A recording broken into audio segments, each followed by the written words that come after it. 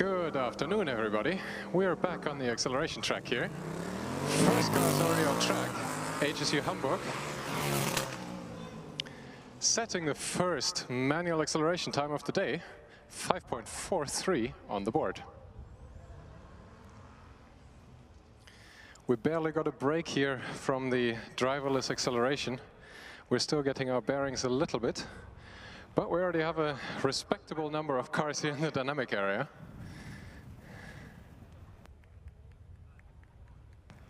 Next up from the queue is car number 113 being wheeled to the start line right now.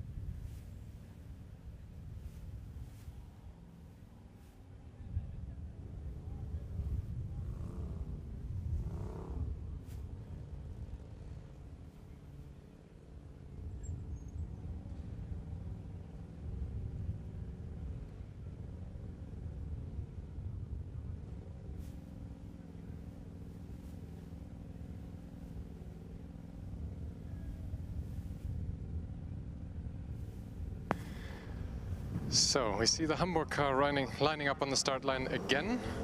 This is one of the things that's special about the acceleration. Each car gets 2 runs. It's a little bit different from the previous years where we still had 4 runs. And I think that's definitely an improvement for Hamburg, 5.12. But that is, of course, all that we will see from that car on the acceleration track today. Each team gets 2 runs. The same driver will be seated in the car for those runs. The team can elect to immediately rerun or retreat the car from the dynamic area and come back at a later time. Next up is the UAS Munich.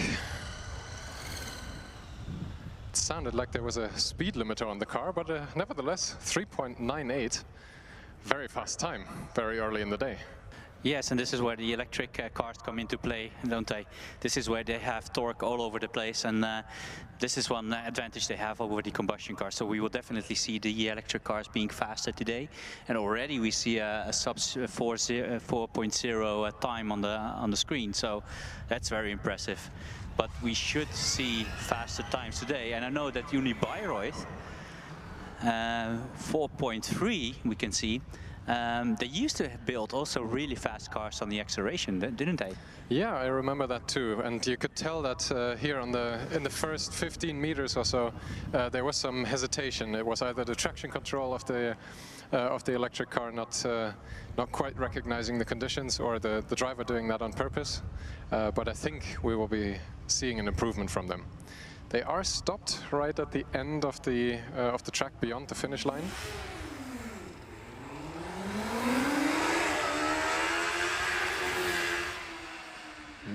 While car number 318 from Aalborg joins them, as being motioned to circle around the stranded car.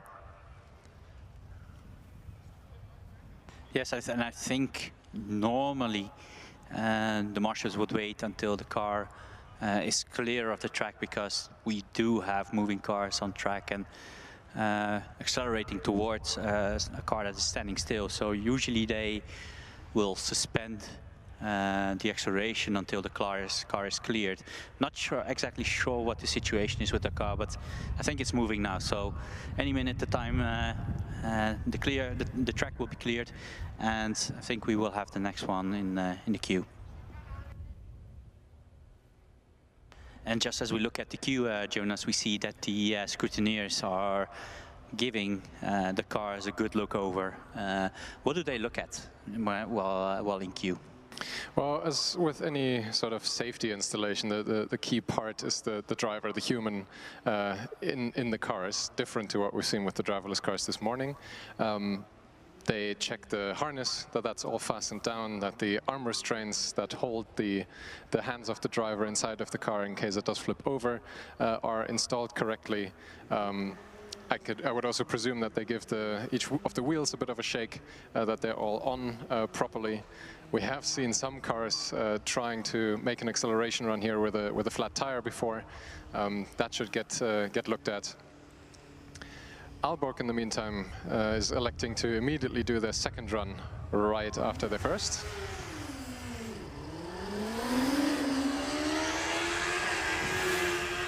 Definitely one of the noisier combustion cars. A 5.02 I don't think is an improvement to their previous time.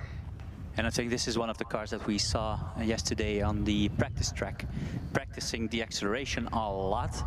And you could definitely see the driver releasing the clutch manually. I don't think there's any form of launch control, so this is all purely manual, as the title of the session is also a manual acceleration.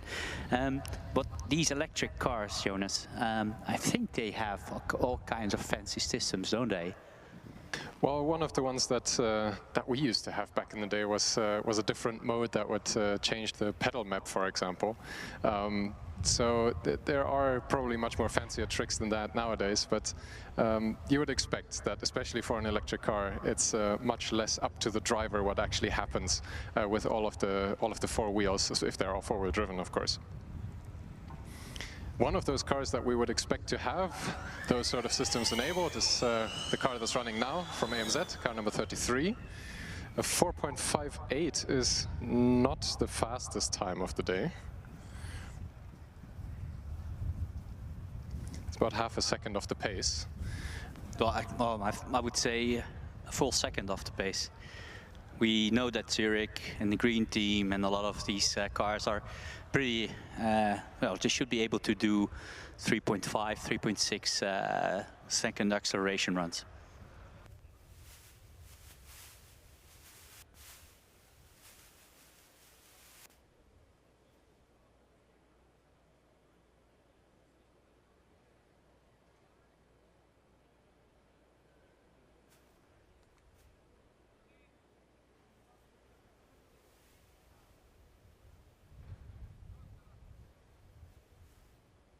Next up, Pforzheim, car number 79. One of the orange and black cars. Extremely quiet as they set off. Very eerie. And with a 4.63, that's not bad.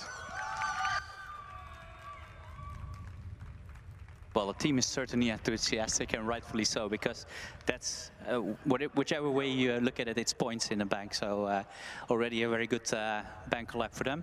And I think one of the last cars in the queue is being lined up. So I think we have the early birds today. I'm not sure whether they just want to have their runs done with, or they have some other plans for the evening. I don't know. But we do have the early birds here, and they will get the first runs. And they have a clear track, don't have to wait for anybody. That's actually can be quite a good strategy. Yeah, you would expect quite a few teams to want to put in an early run here, especially since we have the driverless autocross still happening this afternoon. So especially the teams that are looking to participate in the driverless cup. That will be running in that autocross event, we would hope to see before that event starts.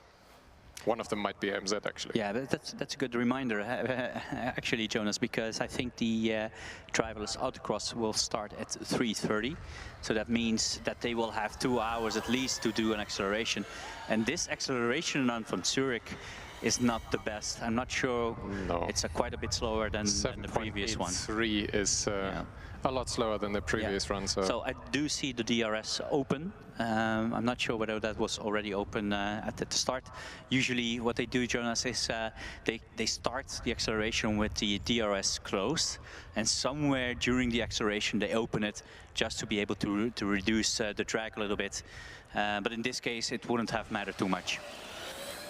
Much more aggressive start from Kiel, car number 153 with a 3.81. I think that is the fastest time of the day so far. Yes, and Kiel is also one of the top contenders every year for the acceleration event, right?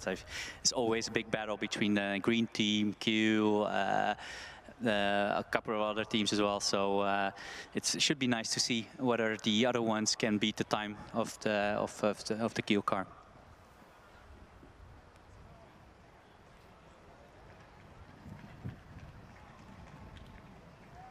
Fortunately, in contrast to the driverless acceleration this morning, we do seem to have a more steady stream of cars trickling into the dynamic area right now. I can see another one. I think that's car number 63, if my eyes don't deceive me. In the meanwhile, I think there is a car coming in for a second run. They are behind the wall from here. 33 is done. Zurich is done. But it was second run. Yeah, so but I think that's contact.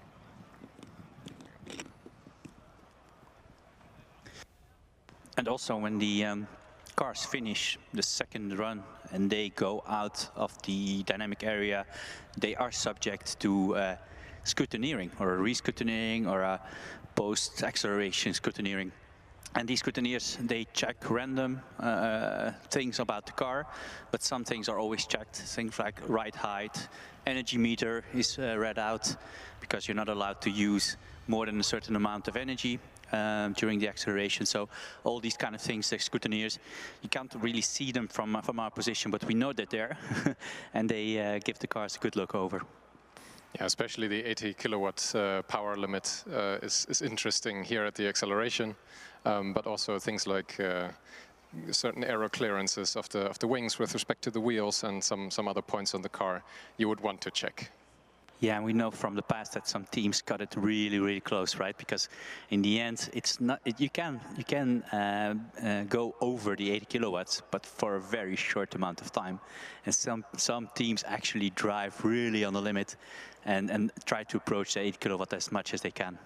Yeah, usually more power, more better, but there is a limit to it, of course. If you exceed the rules, you're done for. And especially in this competition where they only have 2 manual acceleration runs, so you have to make them count. And in the good old days, well, last year, we had the situation that you have 2 drivers each getting 2 runs. So even if one driver goes over the limit or the car is set up in such a way that it goes over the limit, it's still no issue because you have the second run. In this case, you only have 1 driver, 2 runs. Yeah, in order to compress the time schedule enough, the number of runs is cut down significantly from what teams would be used to from the last few years. And this is, of course, now maybe requiring also a little bit of a different approach. You have to make both of those runs count somehow.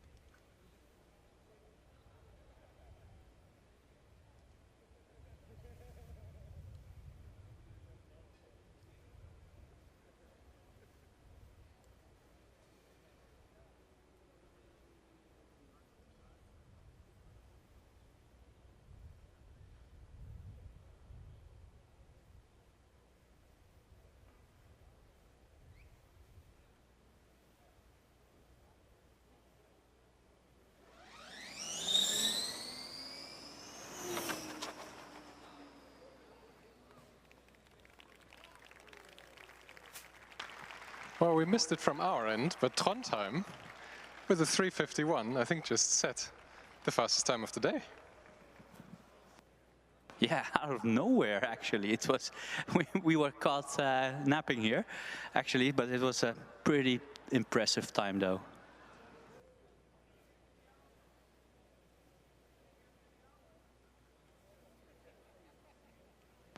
Yeah, no fuss, 3.51. Congratulations, Revolve.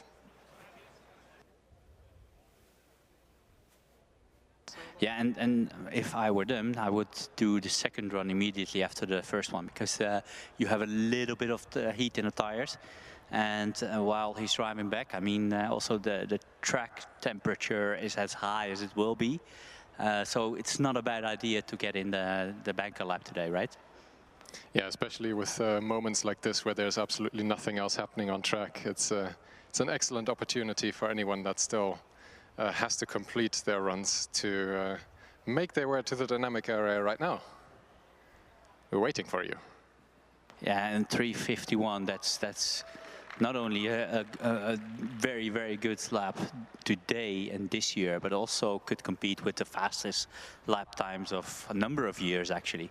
And so I remembered correctly, 3.5, 3.6 is the time that we're looking for the for the electric cars here.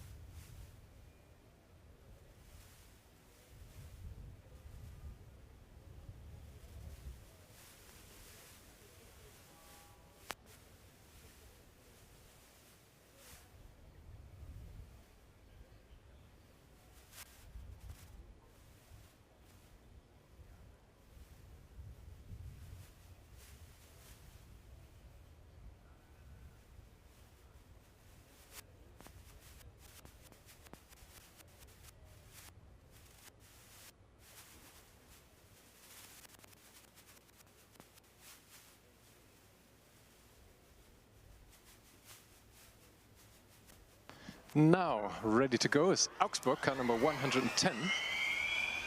It looks good. It is good, 3.99 seconds.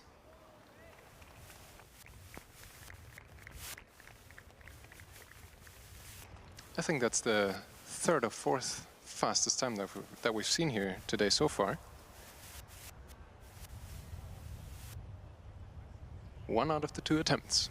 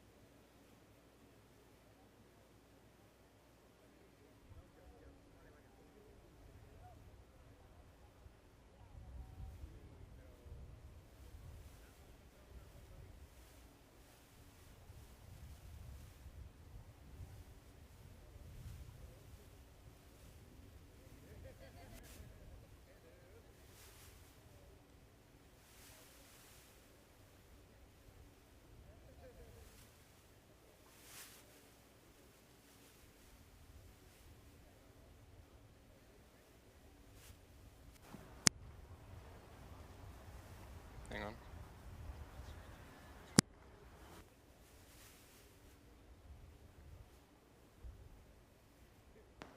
Hello?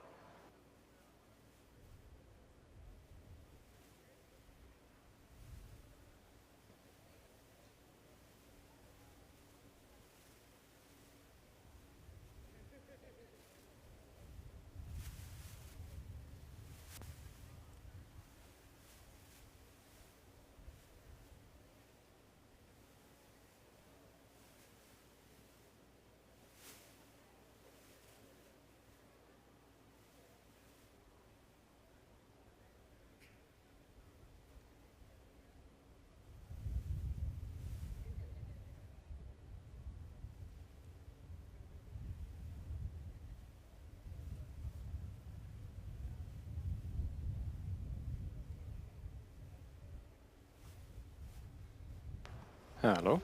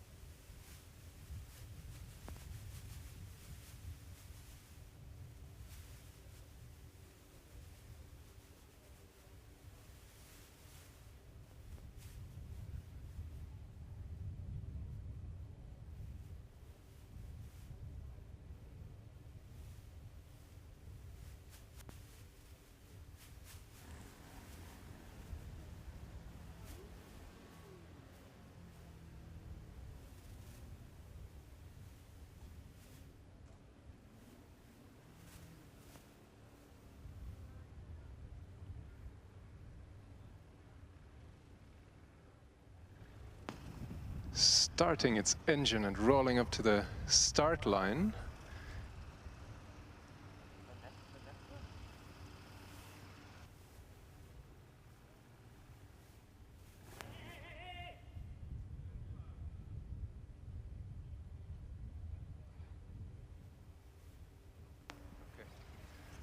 It's the team from Manresa. It was a short struggle with the officials. The car sort of jumped forward through the timing light, and their time is already running.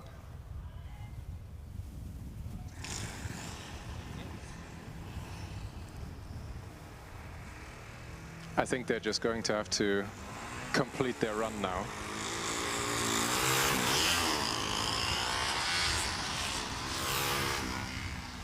That's unfortunately a 36-second acceleration run from car number 225. They have one more to go.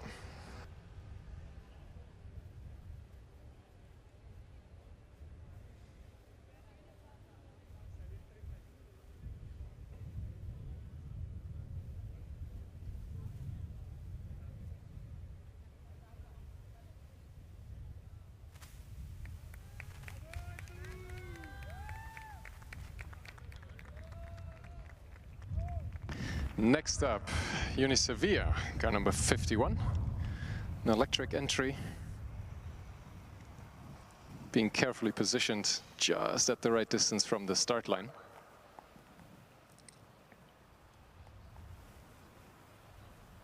Green flag.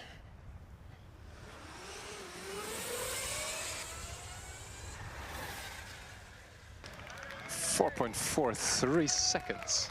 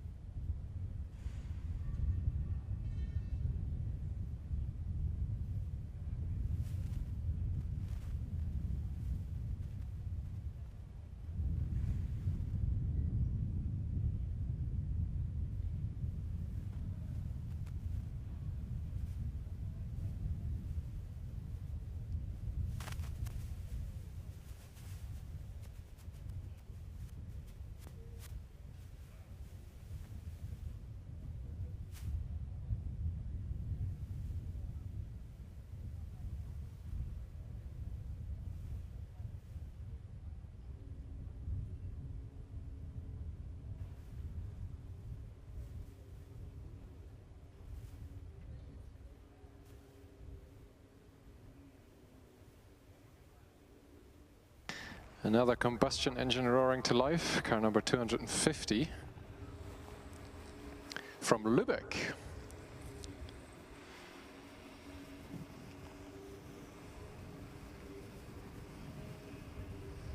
I haven't seen many combustion cars here this afternoon so far.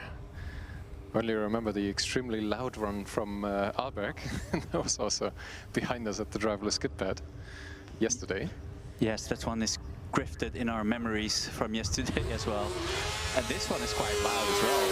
Luebeck, a lot of wheel spin. During the beginning it's a 522. I think it's decent, but it's certainly not one of the fastest that we're going to see today, even in the combustion class. You saw a lot of wheel spin at the beginning, Jonas. What is the most important thing during the start of this event? I would guess it's not wheel spinning right off the line. So you might see that we have a second timing light set up just 10 meters from the starting line. The times for that, I believe, are available to the public as well at tk.formulastudent.de for those playing along at home. And that's the most crucial section of this whole track. The time that you lose in the start, you won't be able to make up later down the line. What do you do, especially as a combustion driver? What makes a good start? Yes, it's well, that's a good one. I think it's a combination of the right foot of the driver and the clutch control. Because yeah, that depends. Usually, that's the most important thing in the acceleration event, because any momentum that you lose at the beginning is something that you will never gain back in the rest of the acceleration. So the first 10 meters, 10 to 15 meters, I would say, is the most important one.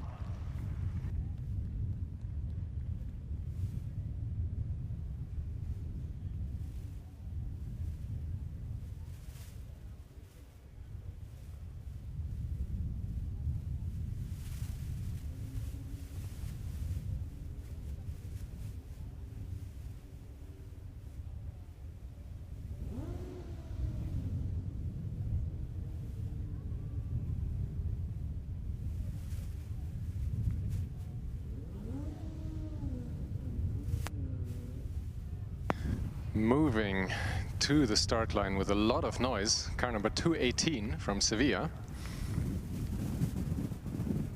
I think this is the combustion car, and the electric car is the one that we saw a second ago.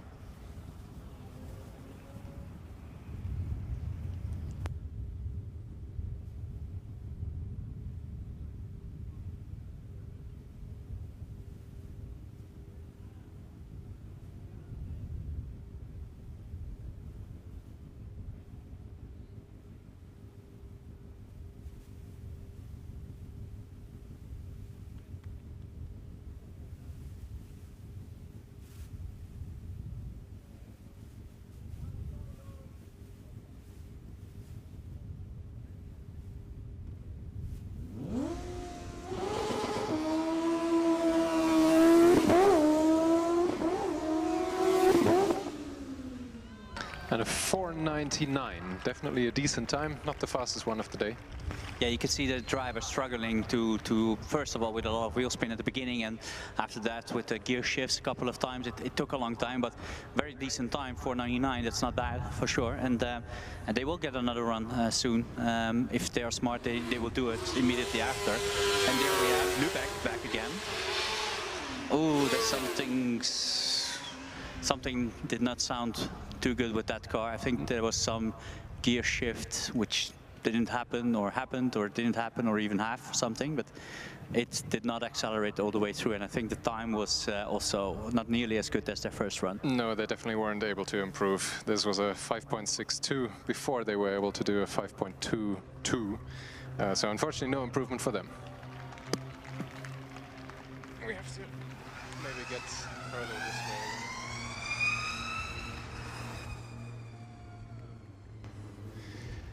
Car number 69, Mannheim, meanwhile, did a run, 4.88.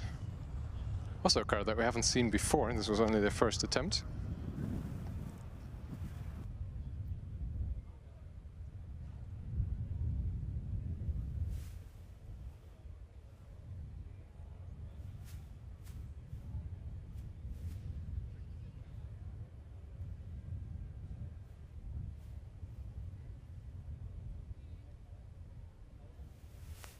Yeah, and so one of the advantages of the combustion cars, obviously, is that we can hear the wheel spin, and we can hear the rev limiter, we can hear the gear shifts, whether they happen or not.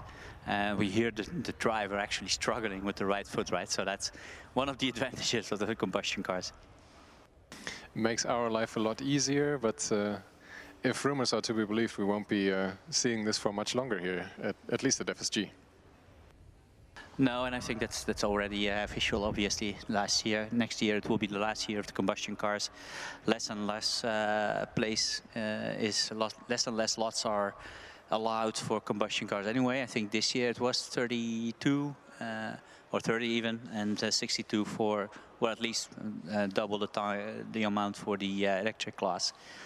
So it will be phased out slowly, which is a shame because I really do love the sound of some of the combustion cars. All that gas is being converted into sound.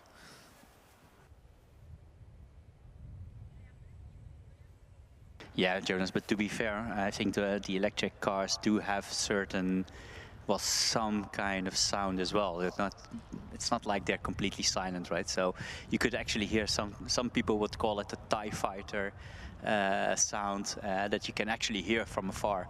I think actually we were standing here, we could hear some of the cars over at the dynamic area in the skip pad event. So that was actually quite fun. One of the more quiet ones is the car that's running now again, Mannheim, car number 69, on their second run.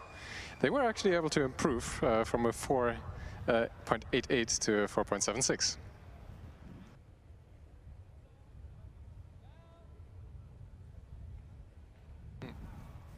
Now lining up on the start line is car number 68. Team from very far away, Taiwan.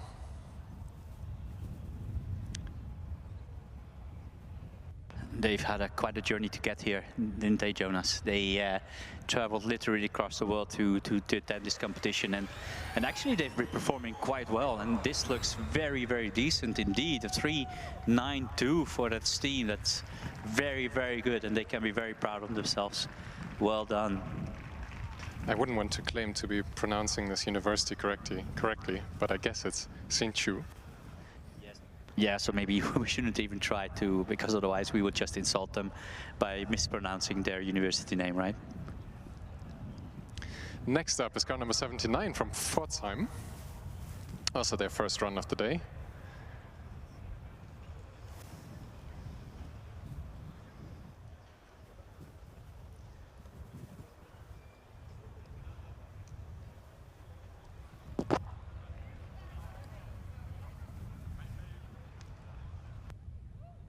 Yeah, and it looks like the track is clear, so I think the marshals have given, or are giving, the all clear sign. I'm not sure what the weight is. The marshal with the green flag is staring intently towards the end of the acceleration run. I'm pretty sure they're in contact with each other through our radios.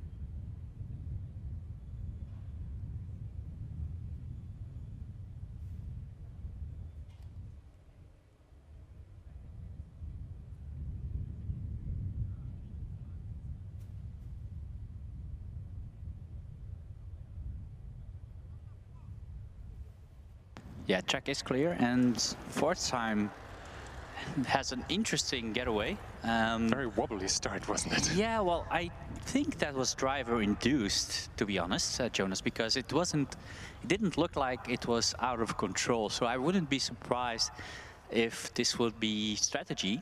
This would be an attempt from the driver to maybe warm up the tires a little bit. It didn't look like it was out of control. It looked like driver-induced to me, but that's my observation. Car number 68 running again.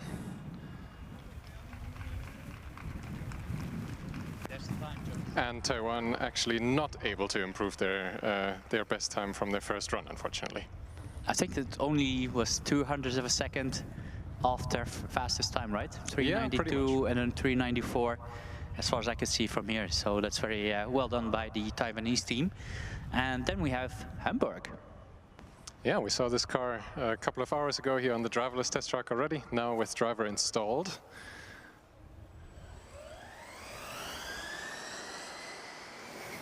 I think that was definitely faster, 4.04.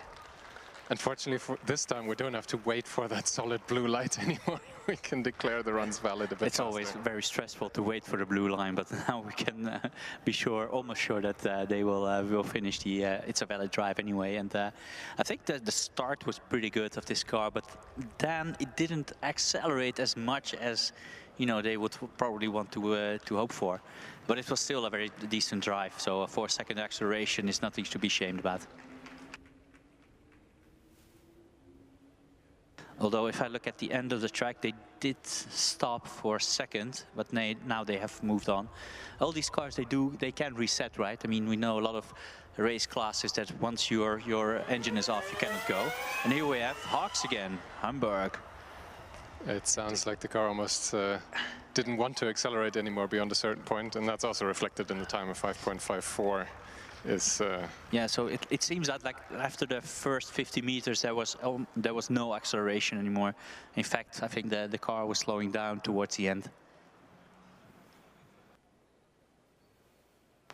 But I want to get back to that strategy of weaving on your first run. I just can't believe that that's effective at all. I would guess that you just go like hell and warm your tires up that way, but. Well, I'm not sure whether they have the option to play around with the traction control. Let's say if that would be my strategy, and I would have the option to not use traction control or launch control, for example. I would do like a proper burnout to get some heat in my tires, because the tires is everything right here in the acceleration. If you can get them a couple of degrees warmer, and that's more acceleration you get off the line, and we already know how important that is. Yeah, and the weaving otherwise, I would guess the yaw rate is, or the yaw control is actually maybe too aggressive as well. Yeah, well, could be. I mean, we are just speculating here on what we see, obviously. So that's something that, of course, we have to give as a disclaimer to all our comments. We commentate on what we see and what we think, and sometimes we interpret things and we speculate a little bit. But that's something that we do with a lot of energy. Yeah. Also, any times that we read out are only what we see. They are not official. Any penalties or cones that we point out are not official, and any team names that we get wrong aren't meant in a mean way. Yeah, and also, of course, we don't know whether cars passed this post-event scrutineering as well. We don't know that. All those things are published in a certain time, so everybody will be aware of these penalties or disqualifications. Hopefully, it's not so much, but you never know. Then we have Hamburg. Oh, that was very, very close. I think the moment the driver touched the brakes, he almost lost control of the car, but he held it pretty well. Or she, I don't know, we don't know, the driver. You know what the best part is? They were actually able to improve on their time. Not by very much, but a little bit, 4.02. So well done by the driver then, because that's a small improvement, but still it means that it's a very, very steady car in the acceleration. Yeah, what I guess happened there, especially since the car was sort of shaking about left and right in the finish zone, maybe one of the motor controllers decided that it was no longer able to control the motor on one side, and then you get the sort of wiggle on. Where did we see that happen in the past? Well, I think last year we sort of had an incident where I believe it was the Delft car all of a sudden veered towards the wall. Fortunately not resulting in any damage or harm to anyone, but we do see this here from time to time. Yes, of course. What happens? Can we explain a little bit? One of the motor controllers on right or left-hand side quit. What happens to the mechanics of the car or the acceleration of the car?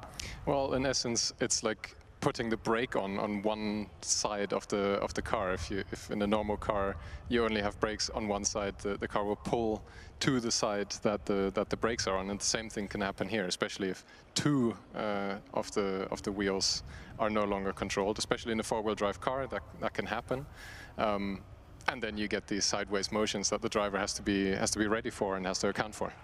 And we have Milano, car number 90, coming up to the line, and already they did better. DRS opening after the first 10 meters. Oh, blocking the brakes. 09 doesn't really reflect the good start, I think it was. It was a good start, actually, and I saw the DRS open after 10-15 meters as well, so not sure whether that's automatic or manual. But actually we saw them struggling in the autonomous mode a lot this morning. They tried a couple of times, I think. In the end, I don't think they managed to do a driverless acceleration.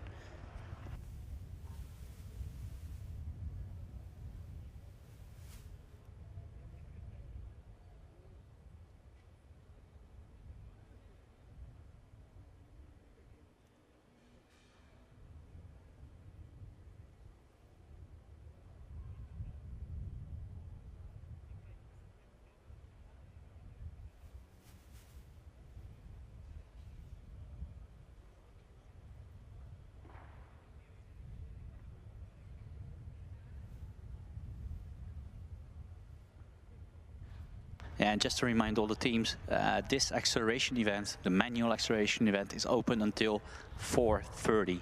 So now we've been here for over an hour, and we have only seen a handful of cars. So just a reminder to all the teams, if you want to participate in the manual acceleration, be here on time. I know this morning the track marshals were a little bit lenient. They gave 15 minutes extra to allow some of the cars to complete the first run. Also because the track got destroyed a couple of times by some robot cars. But I'm not so sure whether they will be very lenient if nobody's here for hours and you show up late and you don't get to do your runs, then you can have bad luck and they will close the event. So this is a reminder, be here on time, get your run in. The weather is good. The track is warm. I don't think it will be warmer as we progress during the day. So this is the optimum time to get in a good acceleration run. Valencia immediately returning from their first run to take advantage of the rerun priority. Yeah, and I think it's Milano.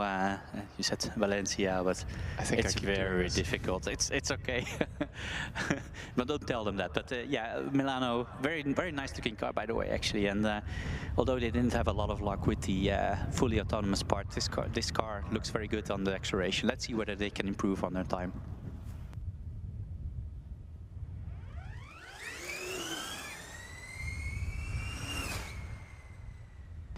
It looked better, but it's not better. The first run was a 4:09, this is a 4:14, so bad luck. Yeah, just saw a small hesitation at the beginning, just a very small one. Not sure whether the software cut in or what happened there, but a very small hesitation, and you could see that in the end time.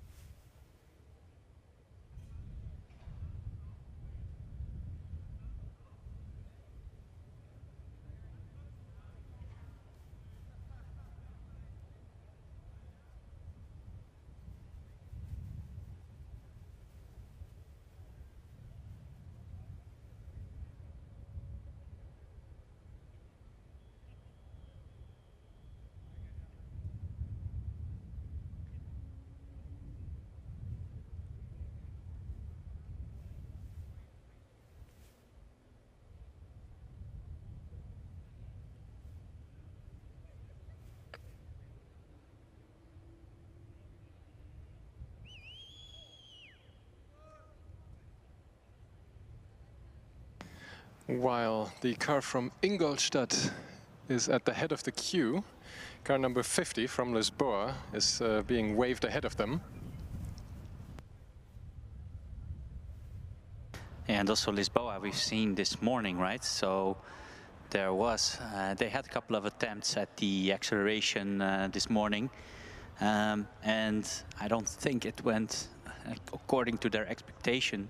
Well, not yet anyway, but they have a chance now with the driver to make up for a lot of points.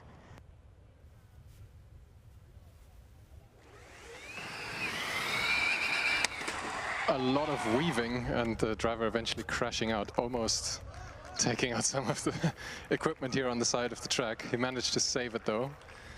Doesn't look there is any damage to the car besides some cones stuck underneath. Yeah, maybe a bit of a dented ego, but fortunately nothing serious looks wrong with the car. It's even still in driving mode. I think maybe it would be wise to stand still for just a little bit to let the marshals take the cones away.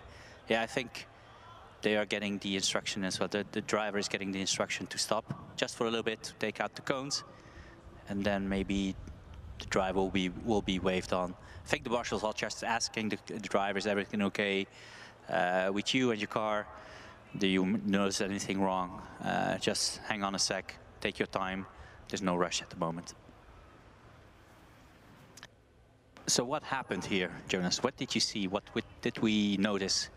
I saw the driver seesawing on the steering wheel quite a lot, especially towards the end when he almost started spinning off track. I'm not sure what happened. I think it's likely that what we were talking about before, some sort of motor controller failure on one side of the car could push the car that aggressively around one corner. But yeah, once the car is spinning, he was definitely overcorrecting towards the other side, so sort of driving a question mark shape and then coming to a stop. Exactly, that's what I saw as well. I think it got a lot more torque on one side, and then you could see the driver trying to correct the other way, and then you overcorrect, and then you have to correct again, and you have this oscillation which you cannot hold, and then in the end, the car just spun. It looked a lot worse, a lot more dramatic than it actually is. It was okay. You have a lot of run-off space here, so nothing happened. Actually, just a little bit of a spin. Pretty sure they will find out what happened, and they will correct it and move back. I'm also sure that the timekeeping guys in the white van here behind us are breathing a sigh of relief that none of the equipment got bumped. There is 2 light gates there at the end where the tall orange cones are that need to be carefully aligned in order to be able to measure the time and the end speed especially. Yes, and they are checking it. I see the timekeepers just having a look at the equipment. It's very sensitive, as you said, and they're just checking it. I think they're just looking whether everything is still aligned. I know that they are hours and hours busy to set it up at the beginning, so every small deviation can cause big time differences, and that's something that you don't want to happen with like 80 or 90 cars driving, and some cars will have some disadvantage because the timing equipment is not functioning correctly. With the track being declared clear again, though, we have Ingolstadt, car number 34, finally lining up. Looks like the timing beam has actually been broken already. Yes, exactly. I'm not sure what happened here. Maybe that's it's one of the previous cars. I'm not sure whether they tripped the timing beacon by accident or not. I'm not sure the officials have already noticed that. I think now they do, because they are looking at the timing board, so they can see the time running. So I think they are in communication with the timekeepers. Yeah, definitely, and they're talking to them and see whether they. They are just telling the driver to take it slowly a little bit because something's wrong with the timing beacon, and it will be reset quite quickly, I believe. Maybe they just have to reset the car behind the line as well.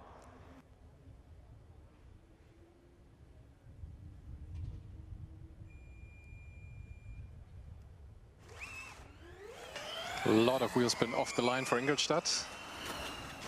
4.61 is a good time.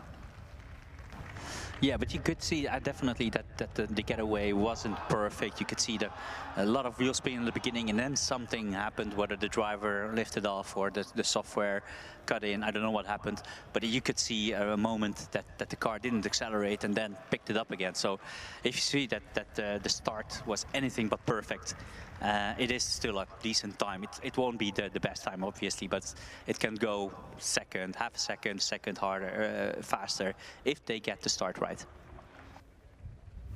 Now lining up is car number 66, which I believe is Nürnberg.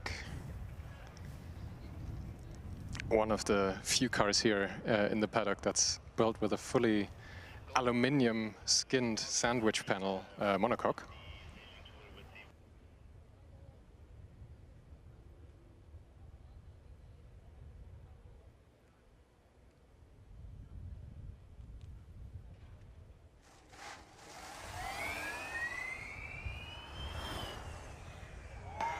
.00 is a respectable time. Here in the more detailed view, it's actually a 3.998. So we do have some viewers at home that would that could appreciate the nanoseconds, obviously. Not naming any names, Thijs, but I'm pretty sure you're watching or listening into the live feed. And yeah, actually, looking at that car, also the getaway wasn't perfect, but it did accelerate really, really fast afterwards. So actually, they gain a lot of time back during the acceleration. But I think there's more in that car than we saw. Another car that I think has more to give is car number 41 from TU Wien. As far as I can tell, we haven't seen them before. But if I remember right, this is also one of the contenders for the faster acceleration times. Yes, usually, and I know them, of course. In the past, they had very loud combustion cars, but something's wrong here as well. The car did not accelerate, and you could see the driver already during the acceleration waving with his hand in frustration, probably because the car was not doing whatever the driver wanted to do. So I'm not sure what happened there. It seems like some kind of throttle response problem. That's something that I would guess on. We don't know, but we'll see whether the second attempt will be better or not. Yeah, it sort of quit accelerating at a certain point and then started again, stopped again. And with a 4.73, that's and I'm pretty sure that's not the driver foot. You don't do that. You're just you're trained like a monkey almost to do the acceleration. Just floor it, don't let up, and let the system do what it does best. Now joining us here is St. Augustine, car number 45.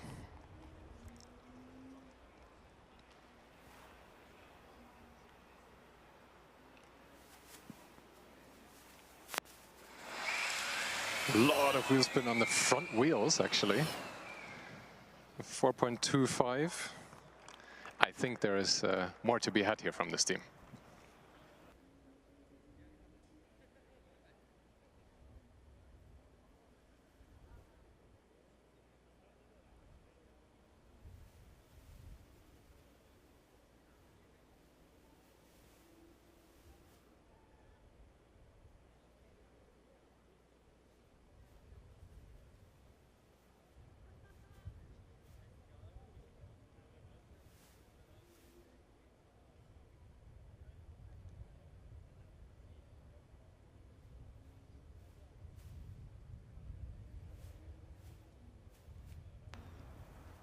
Well, we have a little bit of a break here with cars still being checked for their runs. Another reminder to all of the teams, we don't have that much time left for the acceleration. There's less than 1.5 hours to go. And judging by the list of cars that have run so far, there are still a lot of teams waiting for their runs. Another appeal, guys, please come out here and show us what your cars can do on the acceleration track.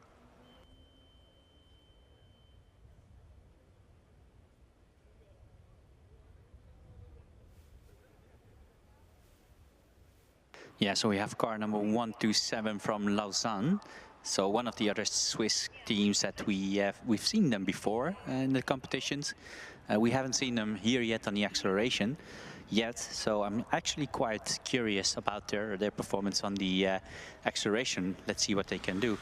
Very decent, although cautious getaway, and I think the car even touched the ground while braking, so that should be interesting because we know that it's quite flat here. So what was the time? The time was a 4.60. Yeah, so it was a little bit cautious, that we could see. Yeah, the getaway was a bit cautious. St. Augustine coming back immediately for their rerun. Second attempt and last one for the day.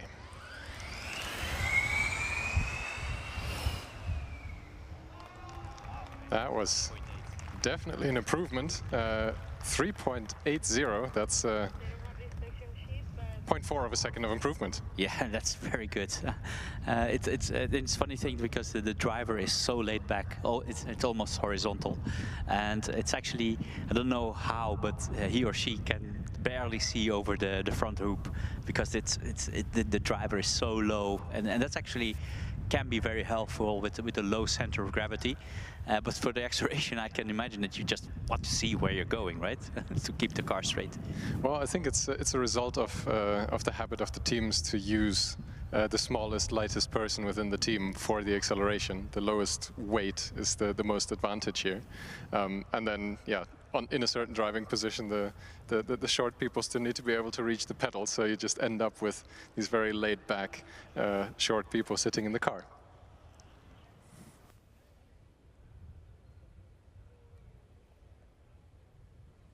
Yes, I think Dazan is already back for the second run. And I think this is, I mean, looking outside, it's nice temperature. Some cars have already cleaned up the track, so this is an ideal moment to do it. So that's actually quite smart from this team. Let's see, it's a cautious getaway, but still there is a little bit of wheel spin, as far as I could see. And now I think it's a little bit better. Not an improvement, actually. Sorry. They had a 4.6 before, now it's a 4.73. So unfortunately, no improvement. The getaway was just too cautious, not enough traction control in the first few meters. Yeah, and we say cautious, but we don't know whether it's an engine thing or just there's nothing more in it. We don't know. Obviously, it looks a bit cautious, but it doesn't necessarily mean that it is cautious, right? Especially with the electric cars, you never know.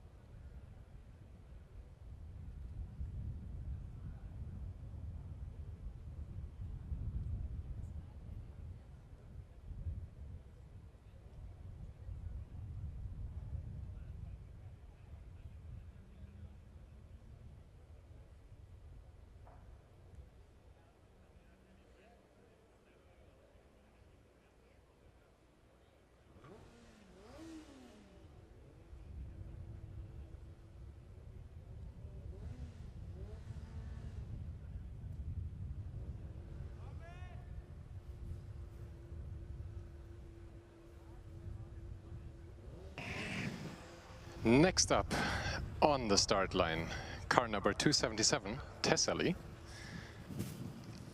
One of the few combustion cars that we've seen here so far.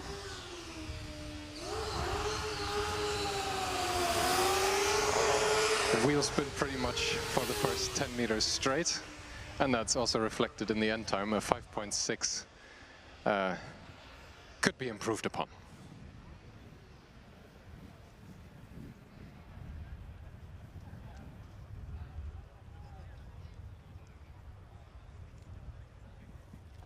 Track is clear.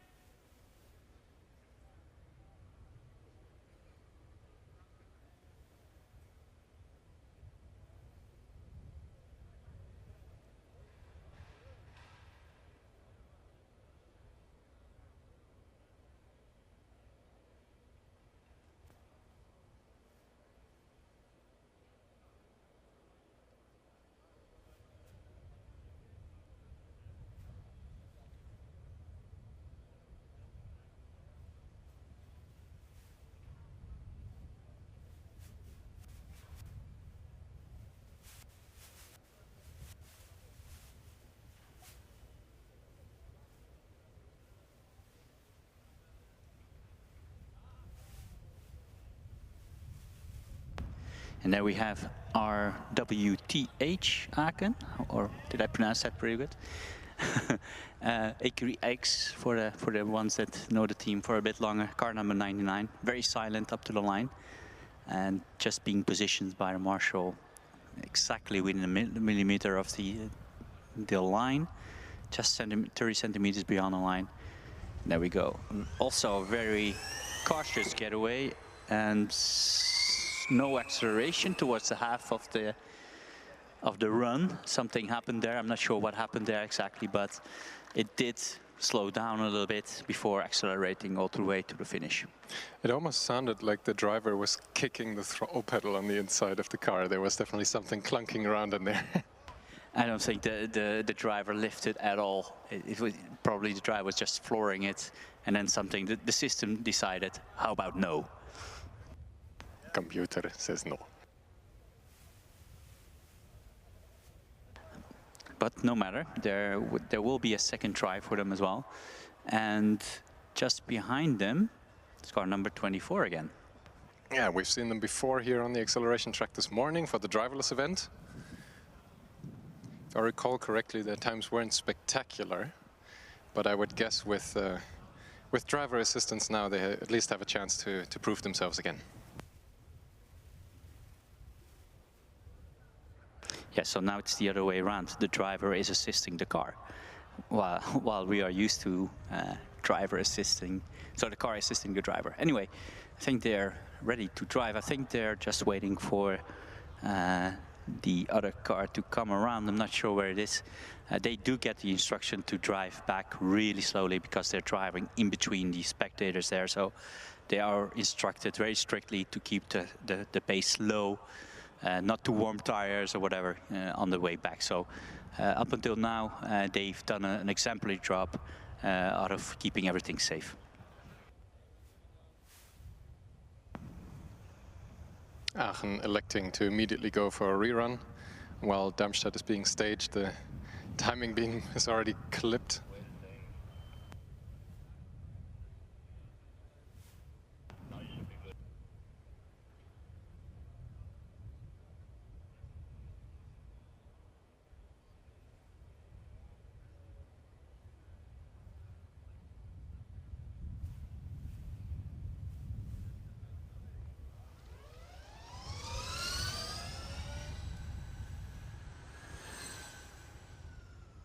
Say that's a very cautious run, a 5.53. It almost sounded like there was a speed limiter set at a certain point. The car wasn't accelerating anymore.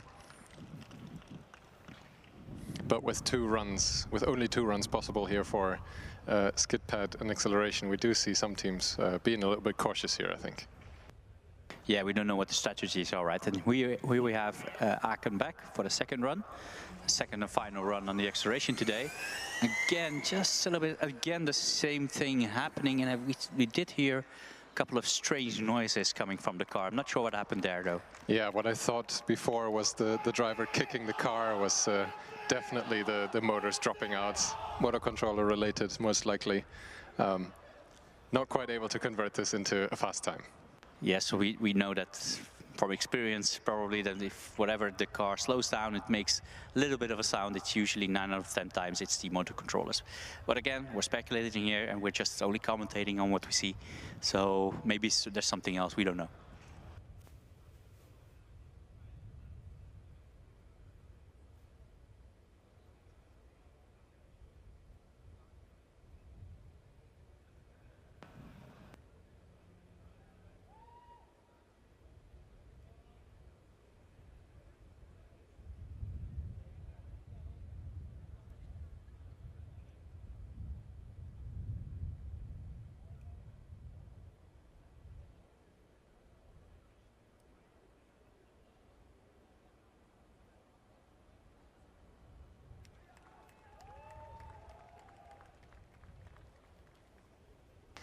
Darmstadt came back for their second run straight away, I think.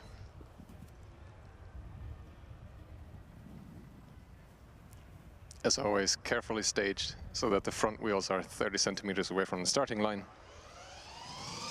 And a similarly cautious start and the same speed ceiling and a 5.52.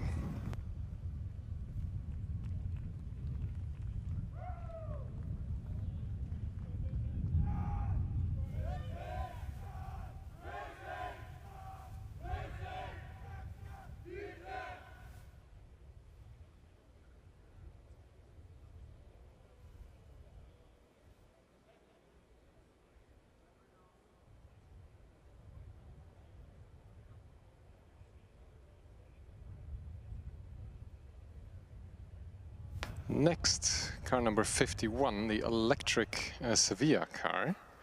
We have seen them here before, if I recall correctly.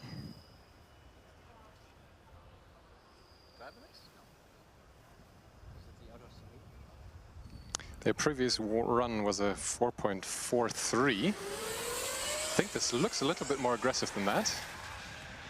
And able to improve a little bit, 4.41.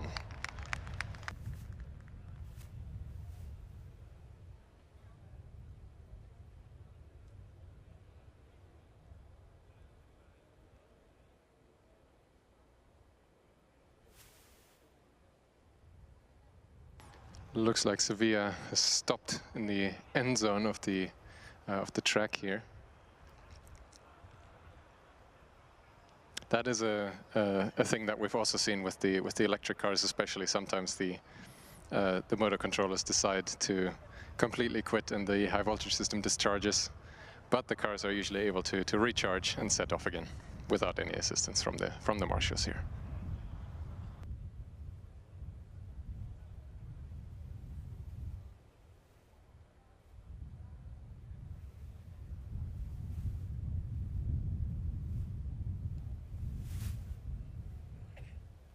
Looks like there's a little bit of a kerfuffle going on with the queue. Car number 67 from Prague being turned around. I think they were intending to go, but then decided to not take the chance. Usually that does mean that they'll lose their priority once you made it to the front of the queue. You are expected to be fully race ready with your driver strapped in, your software ready to go, etc.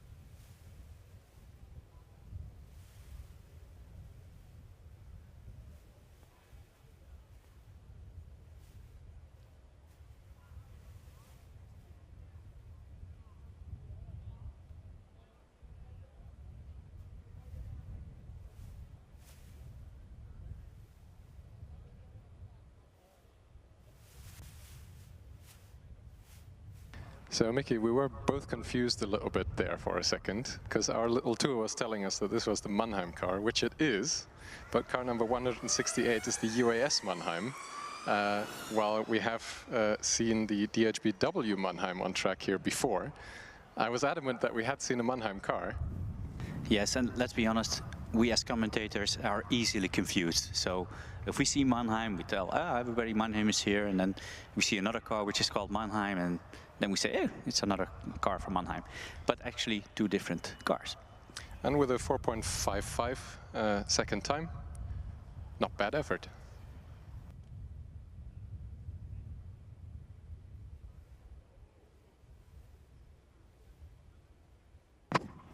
Yeah, and we have only Paderborn in the queue just coming up. Just behind them, it's the RWTH again. And just behind them, I think it's TU Budapest.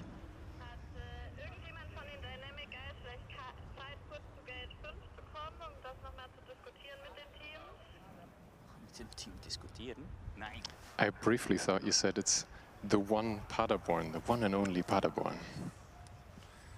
58. I do think there's only one car from Paderborn, but we have to be careful with that because we sometimes don't know. So much wheel spin for the first 10 meters from the front wheels especially. Yeah, and not accelerating all the way through. I actually saw the car not accelerating, I think 10, 15 meters before the finish line. So there's a lot more in that car for sure. If they get the wheel spin down and they can accelerate all the way through, it will be a sub-4 second acceleration run. I mean, it looks like they tripped something up in their systems. The car is stopped in the turnaround of the main Hockenheim track here.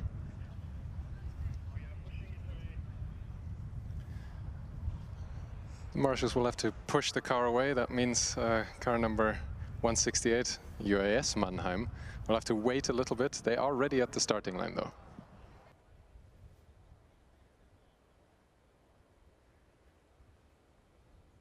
Their previous time was a 4.55. Looks like they're ready to improve on that massively.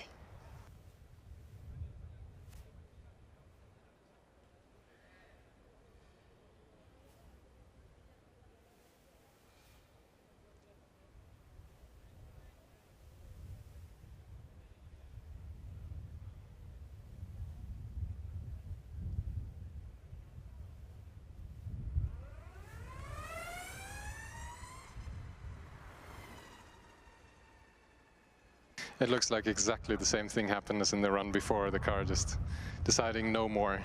4.74 is unfortunately not a time that is an improvement for them. Their first run remains the fastest. Yeah, I'm just looking to Budapest for car number 14, sorry. And it looks like they're driving with the DRS open already. Does that make any sense to you, Jonas? To me personally, it does. I don't think there is much of a gain to be had to start with it closed. But I think something else that might have held them back from a time that's still relatively fast. Let me start that sentence again. They drove a 3.88, which is a good time. But listening in on the car, it feels like they can go a hell of a lot faster than this. Yeah, and I'm not sure whether you listened to the car toward the end. You could hear 3 times some kind of acceleration, deceleration, acceleration, deceleration. So I'm not sure what happened there, but it wasn't a perfect drive. Considering that, 3.88 is really, really fast. So I think there's, like you said earlier, there is a bit more in that car. I'm pretty sure of that.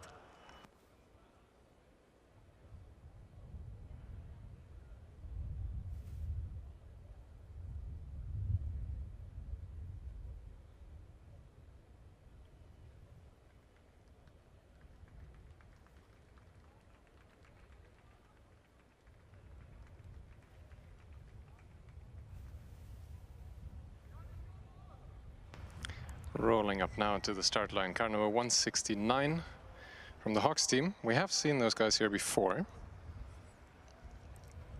Obviously electing to do their second run a little bit later in the day. 5.54 their previous time.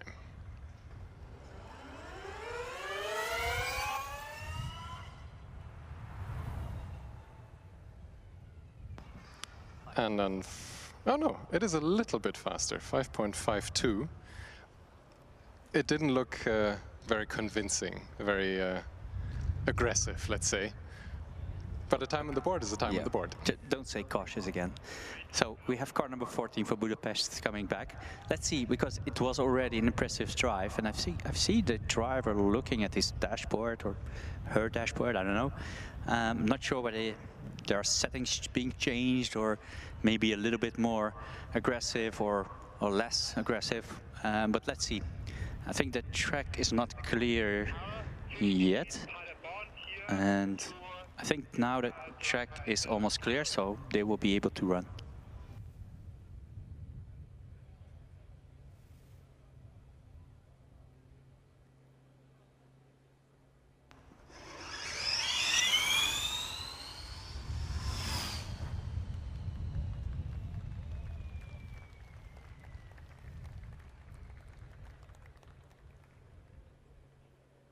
For Budapest, that was actually an improvement from a 3.88 to a 3.81.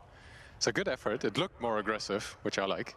Yes, and it didn't have the sounds that we've heard in the first run, right? At the end, the three distinctive cyclic sound.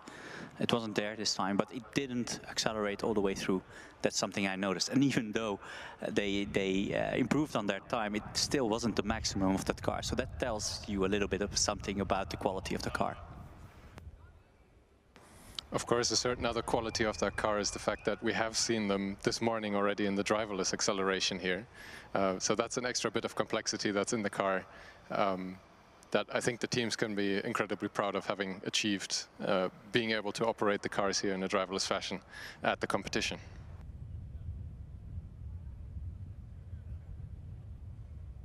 Yes, and being competitive in both Electric Cup and the Driverless Cup is something that's not easy.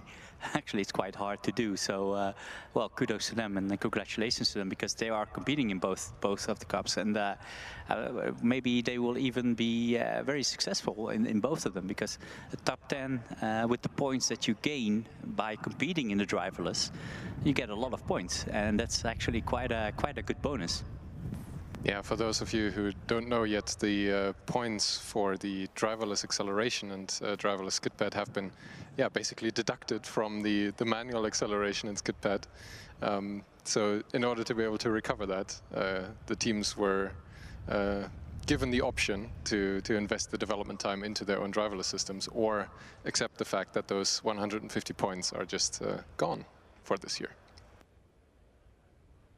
Yeah, because let's say if you don't enter the driverless event, you can only win a maximum. If you win everything, statics, dynamics, you can only win 850 points, right? I think that math checks out, yeah.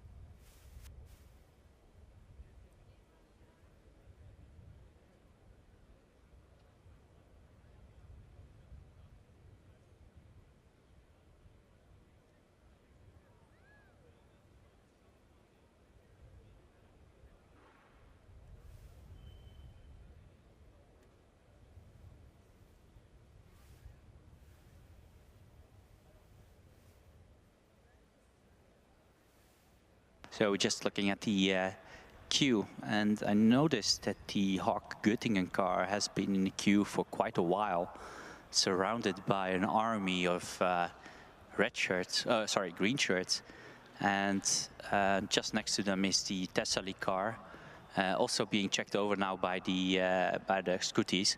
And yeah, there we go. We have the Göttingen car just coming up to the marshal.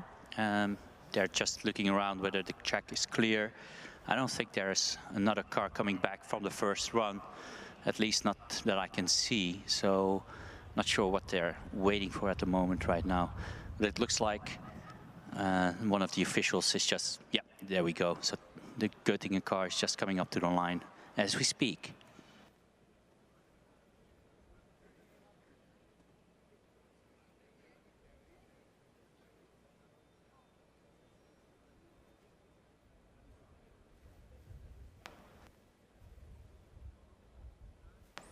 Again, the staging procedure tripping the timing light already.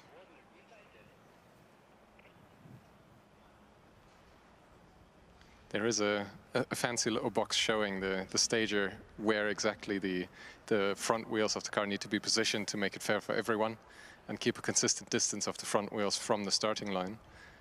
Every once in a while, they do overshoot a little bit. There was a lot of wheel spin. This obviously being a two-wheel driven car, there's only wheel spin on the rear wheels. 5.45. Yeah, but I think the first 20 meters is just full out the wheel spin, and I think the driver notices that, so just went off the throttle, and then he got a bit more grip towards the rear end of the car. But that was a lot of wheel spin. I think the most wheel spin we've seen so far today. So yeah, that's if you get the drive off a little bit better, there's a big advantage to be gained.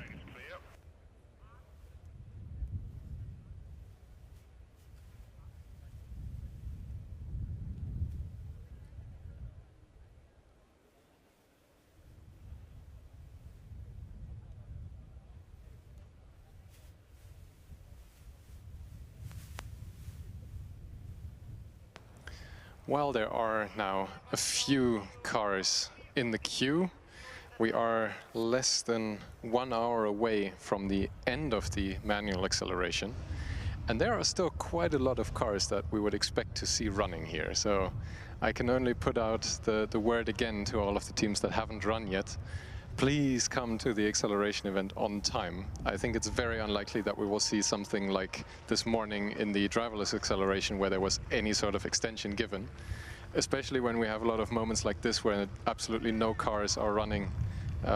It's unlikely that the officials will be lenient with the end time of this section. Tessely now with a lot of wheel spin off the line again. And they were able to improve on their time. A 5.36 is definitely faster than the previous 5.6. Yeah, still a lot of wheel spin. So not sure whether they changed something. Maybe they changed something a little bit about the car, but it's still a lot of wheel spin. I think almost as much as the car before that we saw. And I think the teams have heard your calls, Jonas, because I think we see Munich and Trondheim also queuing up. And I'm pretty sure that all the the rest of the teams are coming in slowly. Coming in for their first run of the day is Constance, though, car number 43. Sounded like acceleration all the way through.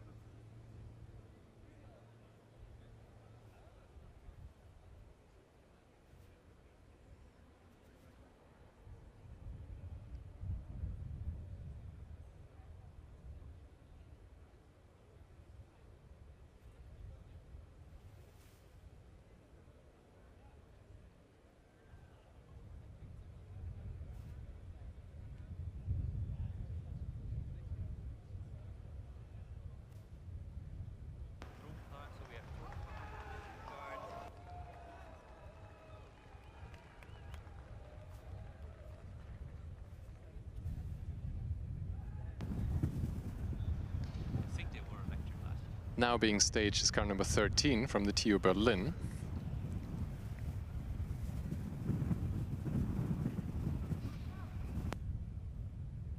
This is their first run of the day. We can actually see that the driver has the foot solidly planted on the accelerator there. And it's a solid time, 4.01 or 07.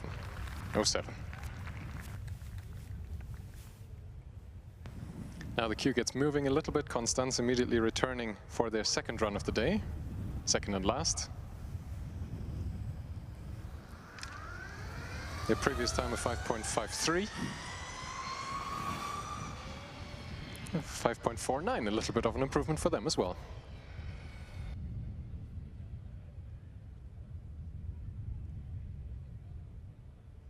Yeah, now we have a couple of interesting cars coming up. We have Rennteam Stuttgart, one of the usually one of the top contenders for the Combustion Cup.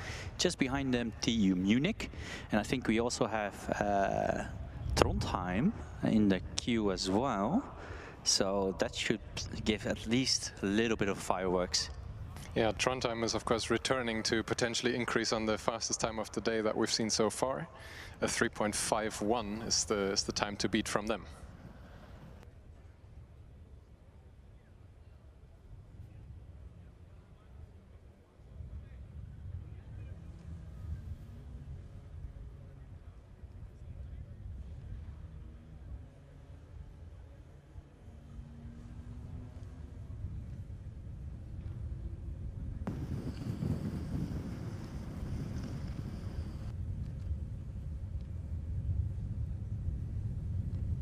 Yes, and I think we saw the DRS twitch. Where did we see that earlier this year, and in which race class? The twitching DRS? Oh, I don't know. One of the fast ones. No, but in Formula 1 we saw a lot of DRS twitches, right? A lot of wheel spin off the line. 4.33 is a respectable time. But yeah, that's actually not bad. We have seen better times from combustion cars, especially also from this team Stuttgart. I know that from the past, so I think they can go the faster. There was a lot of wheel spin at the beginning, but I'm sure they can improve on it. And in the meantime, we have TU Berlin back, now car number 13, which already had a very decent time, and it's now 4.13, if I'm not correct. They were not able to improve. 4.07 is still the time for them. Best one.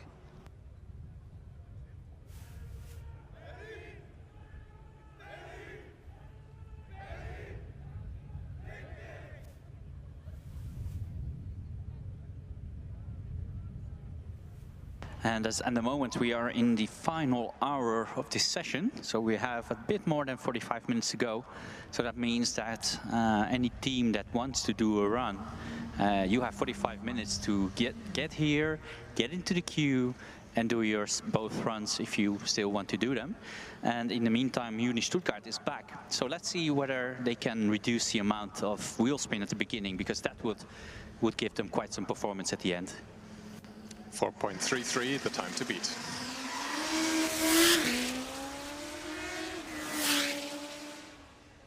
Small improvement, 4.24, not too much. I expected more out of this car.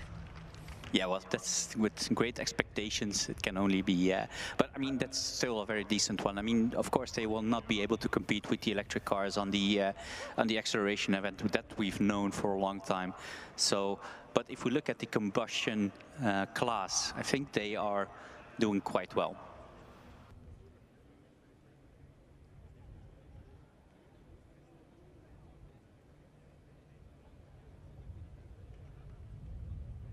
And I think we have Trondheim coming up.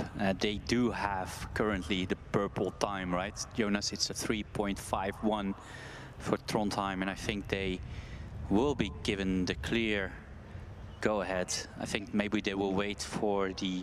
Now, the Stuttgart car is done, so they will not wait for that. I think they're looking at another car. Oh, yeah, I think we have a car in the first driver. No, it will still be the Trondheim car. We are easily confused, like I told you earlier. We just look at the queue and we try to speculate which one will go ahead first. It is the Trondheim car, so this should be spectacular. What do you think, Jonas? Sub 350, 348, 349 maybe? I definitely have my fingers crossed. So will this be the fastest time of the day so far, or will they amaze us all and even beat their own time? Very good getaway, accelerating all the way through. There you go. They managed to impress us anyway. 3.449 actually. 449 even, yeah, that's, you know, they set the bar really high this year on the acceleration. Next up, car number 54.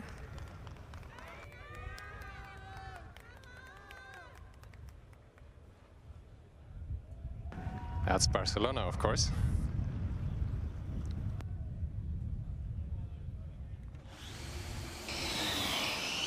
I think they're in the contention for the most wheel spin off the line, an incredible amount of scrapage from the front wing in the braking zone as well. Actually, I wouldn't be surprised if something was wrong with that car, because it wasn't just on the brakes, it kept touching the floor after the brakes as well. So I really sincerely hope they didn't have any sort of suspension damage, because it didn't sound too well. It was quite a quick time actually. What kind of time did they run? 3.74, I think that's the fastest. Pretty good. The second fastest. And I think I actually saw a small bit of carbon flying off the car that one of the marshals is now picking up. That's never a good sign. Yeah, especially if they have the ground clearance thingy just in a second after the in the post-scrutineering area. Not sure what happened. I think the marshals are having a little chat with the driver to see whether he noticed everything, something wrong with the car or not. But it did make a lot of sound, and not just once, but all the way through after the finish line, right? Yeah, you could hear the front wing dragging along the ground for what was at least 20 meters. That's not a good sign.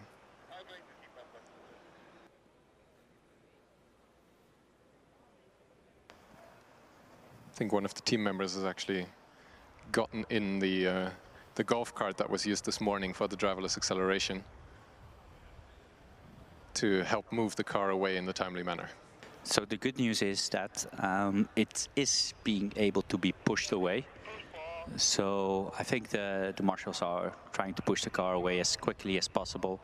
Although, you know, we have a push bar for this, and I think that's the idea of the golf cart with the team member, the push bar being brought to the car, so the car that can be pushed in a safe manner.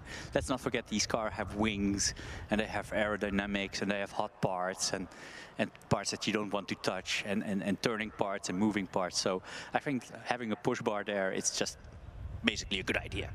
Yeah, especially since most of the wings aren't meant to actually take the load of the car being pushed with it. So this is just one of the things that Formula Student has always done this way. So we'll keep doing it.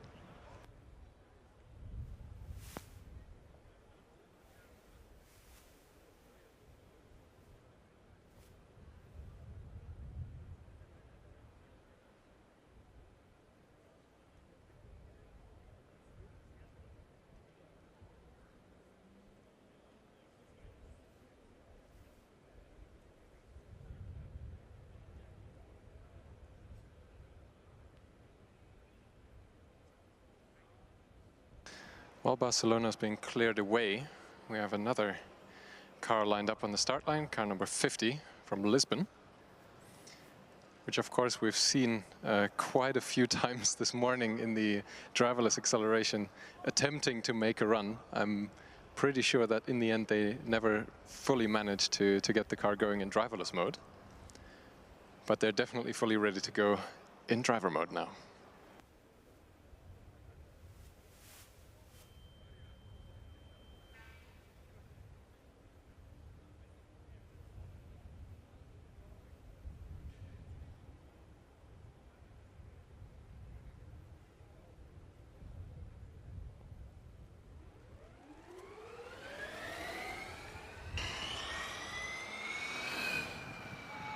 It was a good thing that that they crossed the finish line. The first run was a DNF for them. So now they have a time on the board for the manual acceleration as well, 5.87.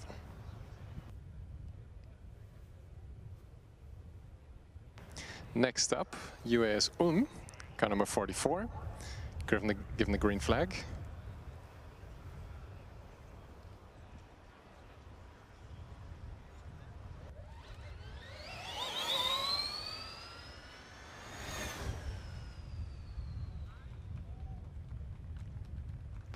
This was their first run, a good time, 4.49.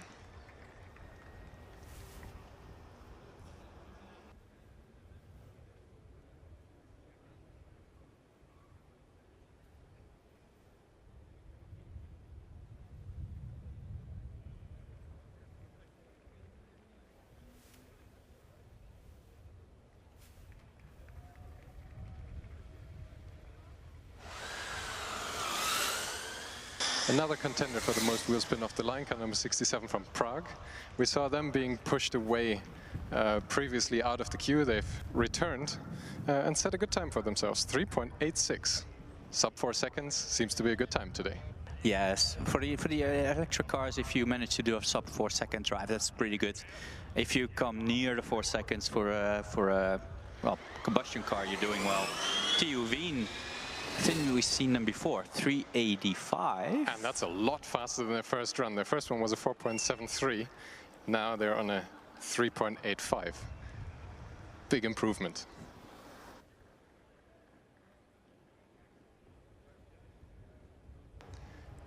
Next up, car number 58 from Paderborn. We've seen them before as well with a 4.11. Second and last run of the day for them.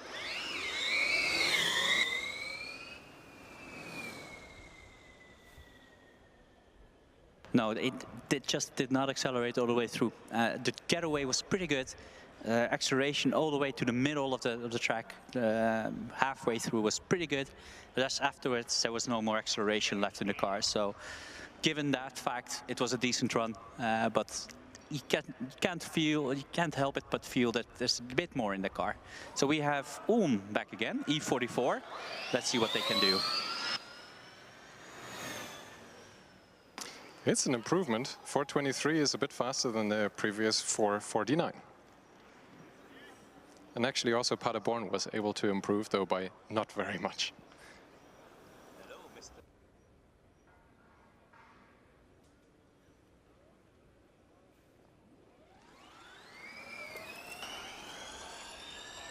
A name that we would normally associate with a different number, though car number 16 is the Zurich UAS. Their first run of the day with a 5.59. They come in thick and fast now. 66 from Nuremberg is up next. We've seen them before, I'm sure. Their first time was a pretty good one, actually, 3.998. I think that would show up as a 4.00 on the timing screens here.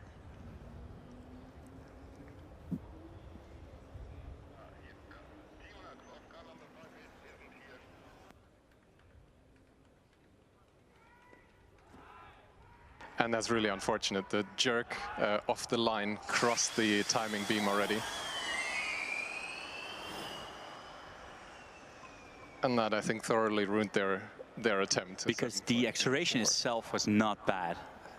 Hadn't it been for the bad start, it would have been a very, very decent acceleration run. But there you go, it's not always easy to get it right. And now we have car number E85. Delft with their first run of the day. And that is the fastest time of the day, a 3.43, beating Trondheim's previous fastest 3.45. And to be honest, it didn't look that fast. It was smooth, it didn't make a lot of noise, there was no wheel spin. So I was thinking 3.8, 3.7, but it was fast in the end. That's incredible. Yeah, the old adage of if it looks slow, it's probably fast rings true again. That's very impressive. It was their first run, so we have a proper battle. And I think we already had a proper battle between Trondheim and Delft on the skid pad earlier. So now they are continuing the battle they have on the acceleration, which is exciting. I think in the skid pad, Delft lost out by not very much to Trondheim. Well, Delft is ahead for now.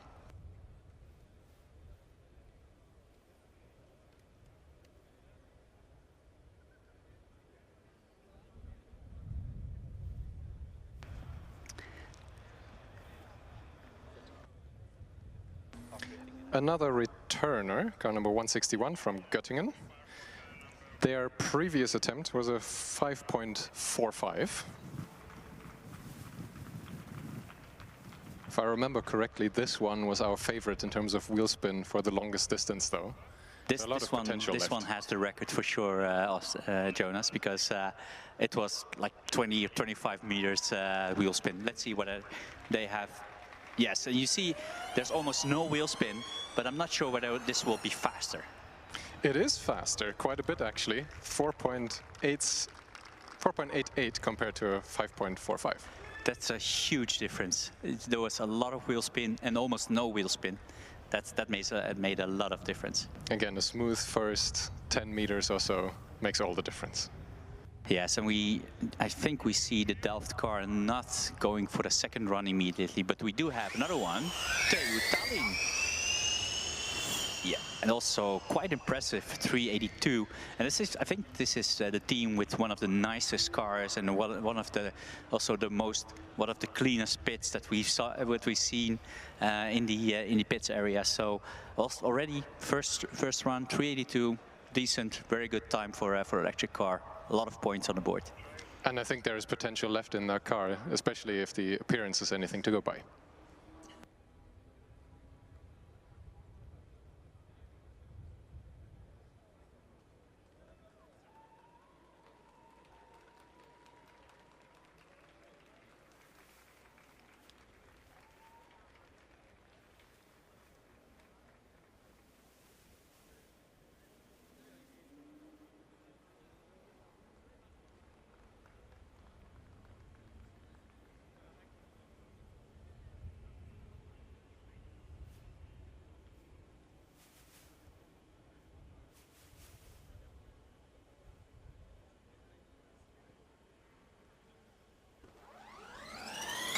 Next up, a car that we would also think would be in the top contention, and they actually are. A 3.39 from car number 26 from the Uni Stuttgart. Green team, and there we have it. We have a proper battle going on here. 339 and 343. That's pretty impressive. Actually, Green Team was able to significantly top out Delft in terms of end speed as well. It's 123 versus 119 kilometers an hour. Wow, accelerating from 0 to 123 kilometers an hour in 3.3 seconds. That's pretty impressive. Tallinn opting for their immediate rerun and able to improve on their time from a 3.82 to a 3.77.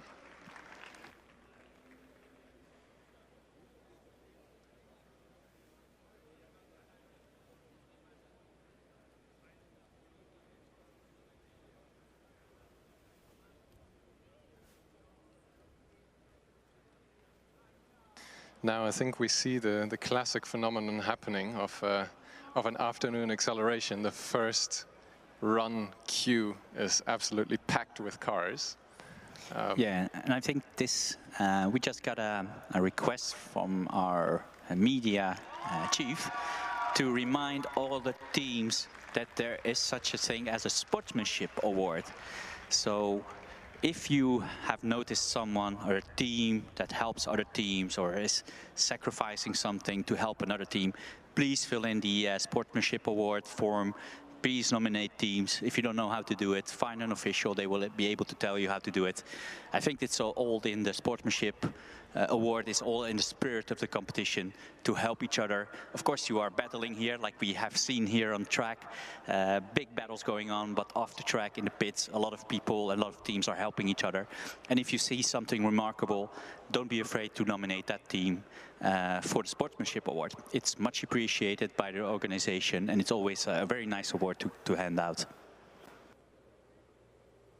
Next up on the line, we have car number 177, the HBW Stuttgart.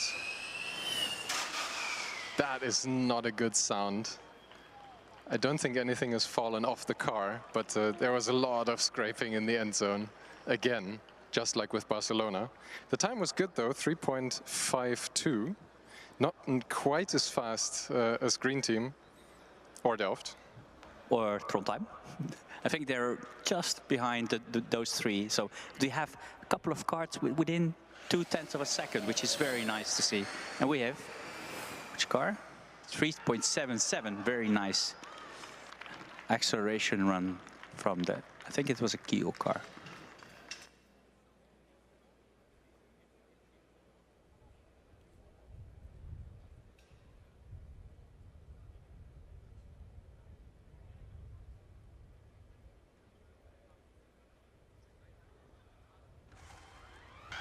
Next up, Augsburg, car number 110. We've seen them before here, and they are able to improve marginally from a 3.99 to a 3.97.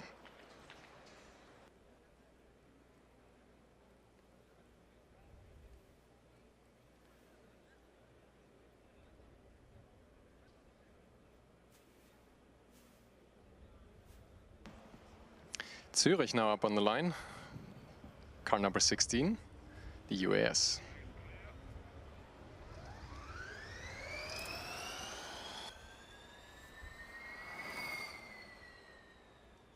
A modest improvement for them from a 5.59 to a 5.37 as well.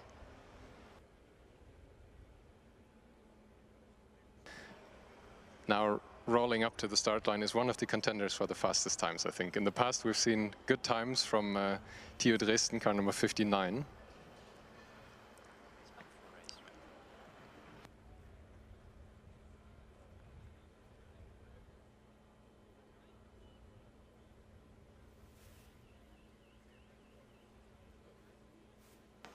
Dresden will be held for a moment. There is a bit of an issue in the last turn of the track. One of the cars might have been stuck there.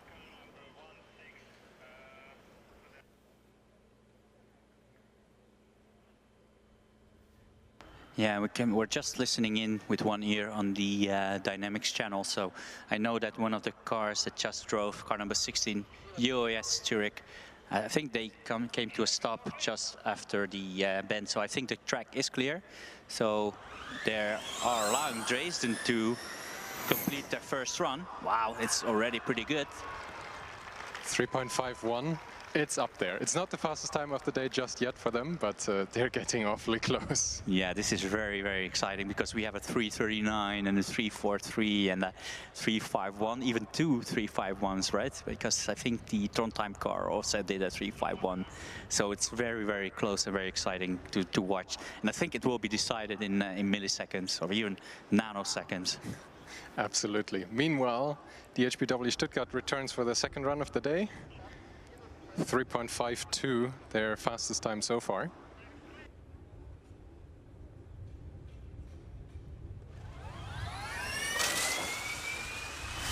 And it sounds like the car has been scraping for about half of the total distance of the acceleration track. But it was a very, very good time again, 3:53. That's very impressive. Very, very close to their first time. I think without that drag from scraping across the ground, they would have beaten their previous time. Next up, TU Munich, car number 31. Their first run, we haven't seen them here today. 3.61, also settling in that. Again, one of those cars that you don't actually see or hear the speed, but it was so smooth off the line and it kept accelerating all the way through. So I would not have said, just looking at it from a distance, that would be such a good time. So pretty impressive to see. Next up, car number 97, Schweinfurt. The classic white and green on the side of the car. 4.31. I hope they can improve in their second run.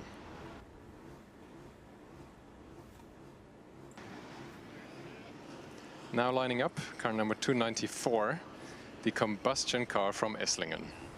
So we have one of the previous year's winners lining up, and let's see whether they can come close to the 4-second mark.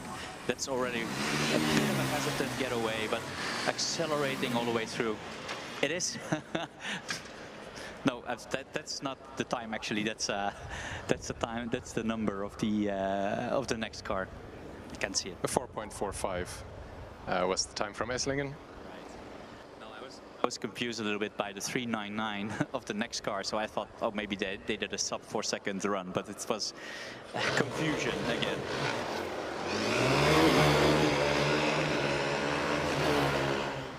Esslingen immediately followed up by another combustion car from High Speed Karlsruhe, a 4.55. A little bit slower than Esslingen though.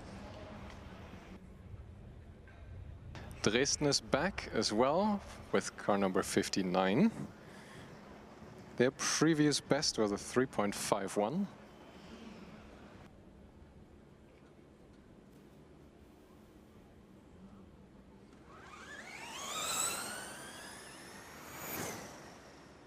And they are actually able to improve on their previous best. 3.46 is about a cool half a second faster than their first run. That's impressive.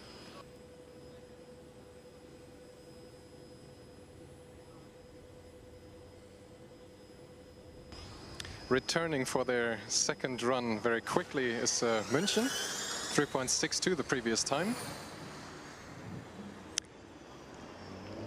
Sorry, I was mistaken. The 3.672 was the previous time, and they are able to improve with a 3.63.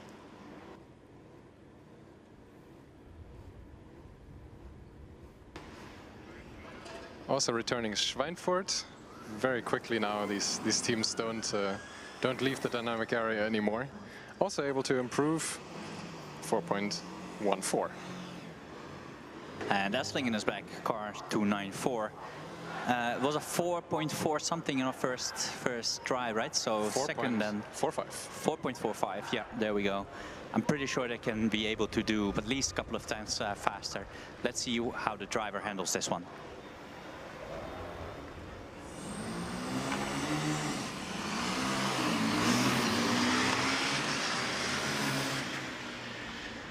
Small improvement, half a hundredth, 500th, sorry, 4.40 compared to 4.45.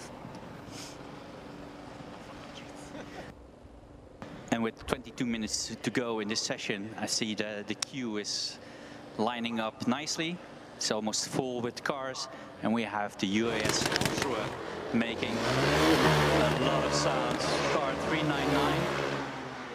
Putting in 4.4 something. Which is 4.41, which is a little bit faster than their previous time. 4.55 was their first run.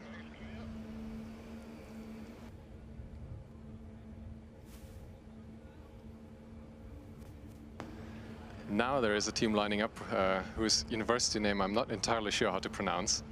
It is nevertheless car number 240.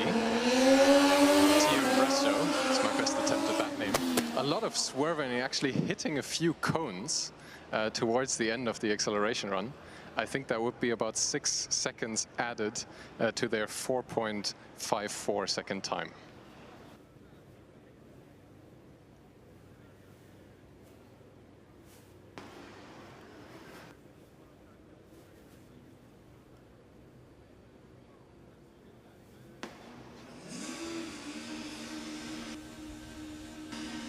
Next up, car number 369 from Bialystok. Their first run is a 4.50. So we have Delft back again. Will they be able to beat the 339 from the green team time? Let's see. I think they aborted after the first run to make some setup changes, and now they're back. Let's see again, very smooth off the line. Will it be an improvement? Unfortunately not. Unfortunately not. That's a 3.48. Just a little bit slower, but very consistent and very, very quick. So well done by both of these teams. And I think the green team, Stuttgart, has another run left, right? So that should be very interesting as well. Absolutely. Car number 279 is the next. University of Győr. A 4.48. Settling in with quite a few of the other combustion cars in the sort of high fours.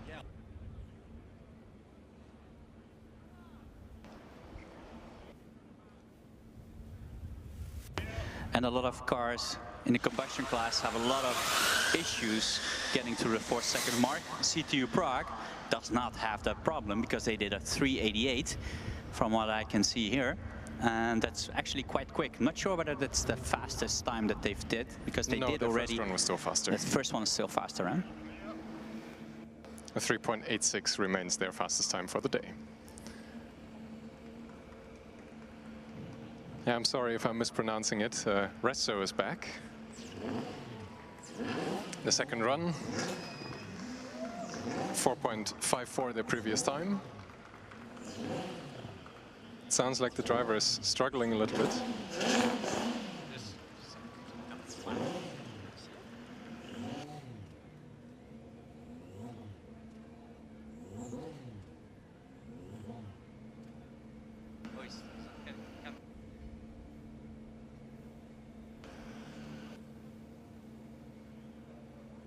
Yeah, and I think we saw the driver trying to get the car into gear And I think that's what we saw with the hand, right? So the driver trying to get the car into gear, and he didn't manage to do it. So I think after a short discussion with the marshal, he explained it like, can't complete the run, can't start the run, can't complete it. So push me back, please. And let my team handle the situation. And I think the marshals are being a little bit in a hurry because we only have less than 20 minutes to go in the session. And if we look at the queue, there's quite a long queue. And we've been warning exactly for this situation. Don't be too late. Make sure you can get both runs in because time will be short at the end. Everybody will come at the end, trying to find the optimum window with the track temperature and the track grip. So this is what you get. It will be very exciting. One of the teams being able to do the second run though is Pianista, 369. And they're actually able to improve their time from a 4.50 to a 4.43. Resto looks like they're able to try again since they didn't actually cross the timing light. Yeah, that's just a little bit different from the autonomous vehicles. And the driver not taking any chances. But you could see a little bit of oscillation as well. But a 4.34 is pretty good actually for a combustion car. And it's a good thing they went again because they actually improved their time as well. Previously it was a 4.54.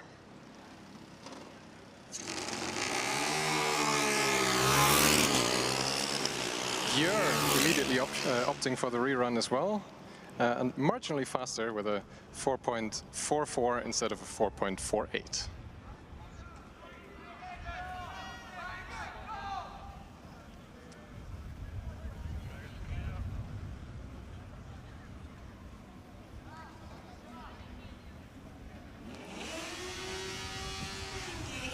Car number 222, from what I believe is Unina. Napoli. Sorry, I'm reading the sponsor sticker sometimes. No, it is Unina. It's short for University of Napoli. I think at least it's not a sponsor. Well, actually, the main sponsor obviously is always the university, but it's Napoli. That's something that we know for sure. Next up, car number 270. Coburg. The Cats.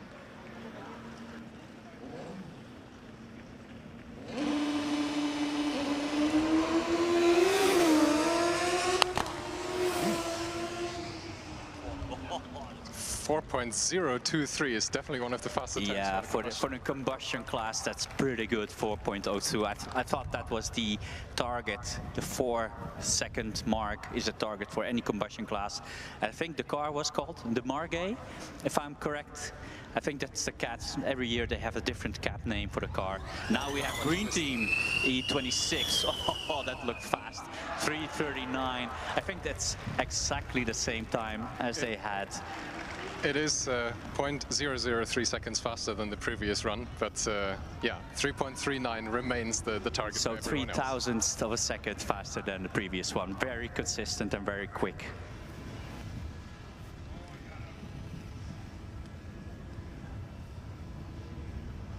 It looks like Stuttgart has stopped on track in the turn away from the main acceleration line. We're briefly halting any new cars being sent down the acceleration track for the moment. Fortunately, that means waiting at the starting line for car number 395 from the TU Valencia.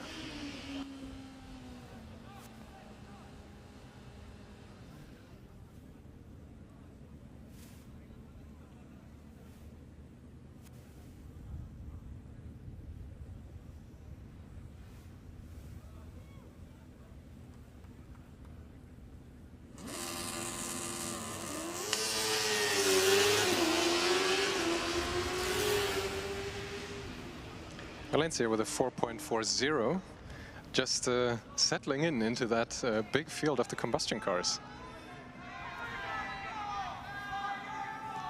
And returning for their second run, 222, Napoli.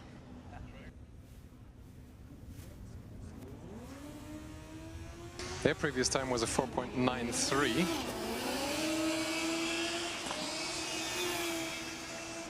and they weren't able to improve on their previous time. 5.14 is a little bit too slow.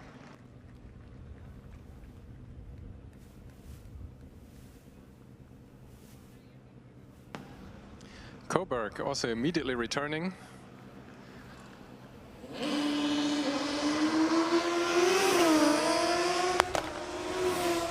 With that pop on the upshift again. 3.96. Yeah, well, a sub-4 second acceleration run for a combustion car is pretty good. And very, very impressive for the Cats. It looks like they lost one of their side pods in the end zone of the acceleration, though. That is now being picked up by one of the marshals and handed to the officials. That needs to be looked at in post-scrutineering, I think.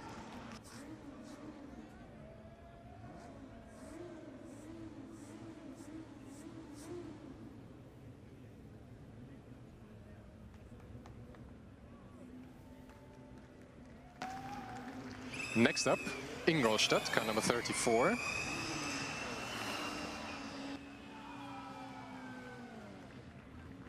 They were able to improve on their previous time from a 4.61 to a 4.59.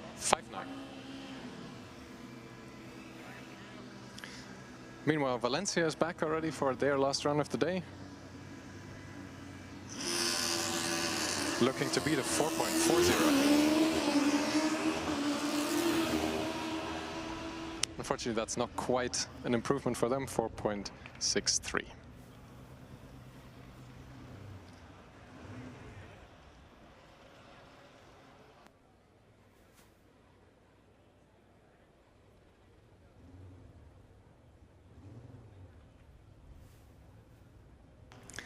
Next up, car number 373 from Madrid. This is their first run of the day.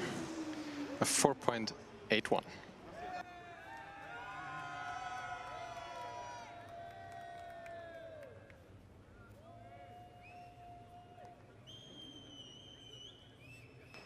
Now lining up is car number 55 from the Ben Gurion University.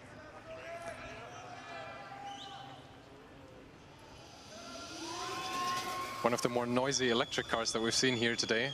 It does look like they're struggling with under acceleration especially, and that's reflected in the time as well, 8.54. I think the car has more potential to be shown here.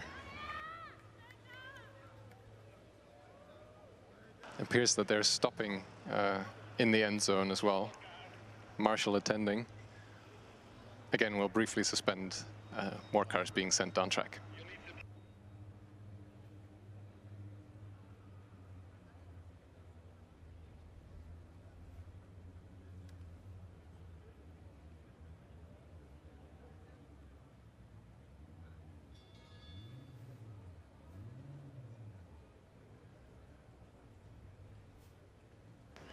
Well, car number 55 is stranded in the end zone. Car number 54 is waiting for their run. That's Barcelona, returning for their second run of the day.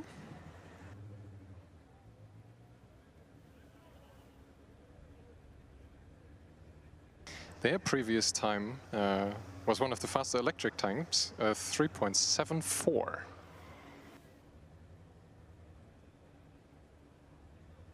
Yes, and this waiting in the car, Jonas, when it's go time, you have only 4 seconds to do your thing in the car, and you're waiting for the track to be clear, and there's nothing you can do about it. Just have to be very, very patient, not get worked up too much, because you just have to wait until the other cars are being pushed away. And I know that Frank is doing his golf cart thingy with one of the team members of the former car with the push bar. But you just have to wait, and it's hot in the car, Jonas. I know drivers are fully suited in their fireproof clothing, and this is like where the heat goes up, the engine is on for a lot of these cars. So this is not a very nice moment to be in a car. Yeah, we were complaining about standing in the sun here all day, but when you basically have a full-body winter jacket on, it's even worse.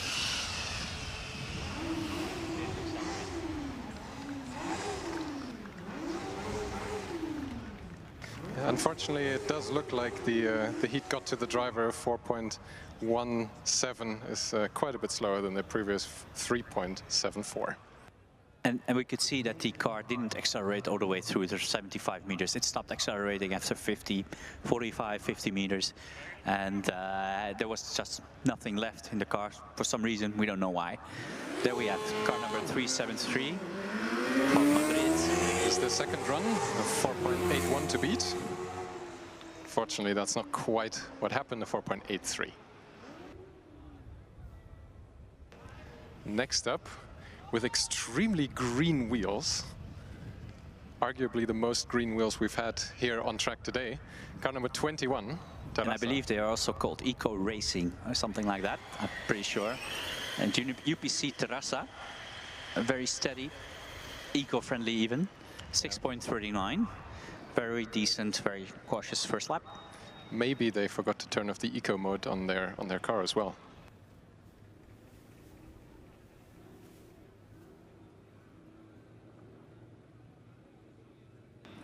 Now another combustion car is joining us, car number 102.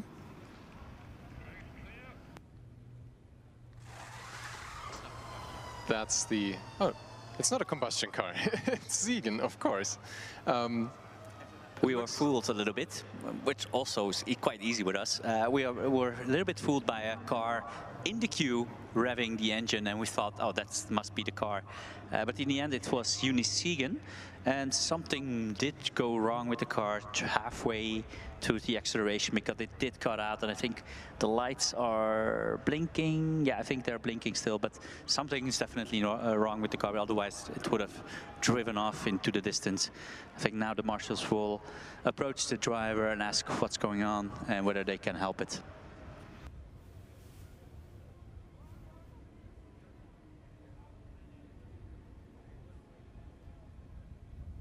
Yeah, again, team members being requested to attend to the car as it's being pushed away.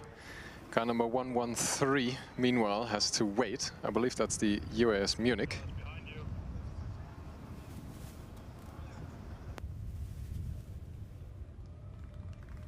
And actually, to be fair, it's a very funny sight. Frank Ruske, one of the OGs, one of the organizers of this event from the very first hour, sitting in the golf cart and doing actually taxi services for the teams, for the guys with the push bar, so they don't have to walk all the way to the car and start pushing the car again out of the way. So very nice of Frank to do that for us. He's not as involved these days as he used to be, but still a taxi driver is always appreciated. Yeah, it's especially appreciated by all the teams that are still waiting in the queue. We have about 5 minutes left in the event now, and there are at least 2 cars still in the first run queue. There is Terrassa waiting for their second run, returning immediately from their first run. And all the while, car number 113 has been waiting on the starting line. Yeah, patience is as important in this game as anything other skills that you may have. And I know that this driver just wants to go ahead and floor it. There we go. US Munich 113, very decent time. Yeah, there it is. Sub 4 second acceleration run from them. Very, very good. They were actually the team that I think capitalized quite a bit on their 2 runs here. They were one of the earliest teams that we've seen here today, and now one of the latest ones. An improvement from a 3.98 to a 3.94. Terrassa, meanwhile, doing their rerun immediately, 6.39 to beat. And it's exactly the same result. It's actually 5 thousandths slower than their previous run. That's also very impressive with regards to consistency, right? Consistency is key, but you also need to be fast. Consistency? No, sorry.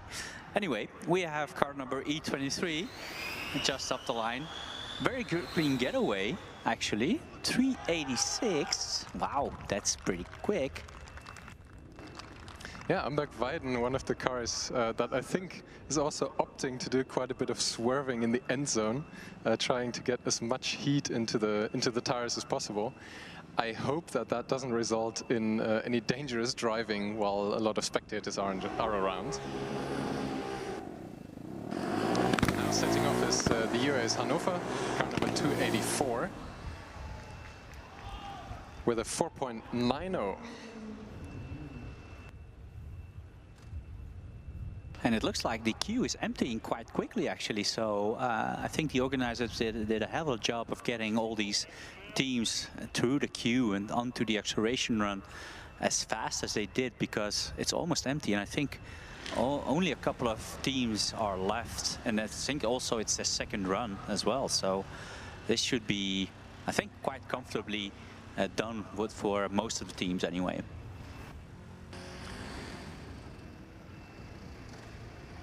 Now we have car number 225 lined up on the starting line. And the driver actually stalling the car upon setting off. He hasn't tripped the time light yet. So this is an interesting case. Yeah, I think the best thing the driver can do now is try to restart the car. No, I think he's being given the stop sign from the official. And the driver is being pushed back, I think, to the left side anyway, so to allow the other cars to commence their run. And I think Amberg Weiden is back for their second run. The running snail, or the weaving snail, as we just saw them towards the end.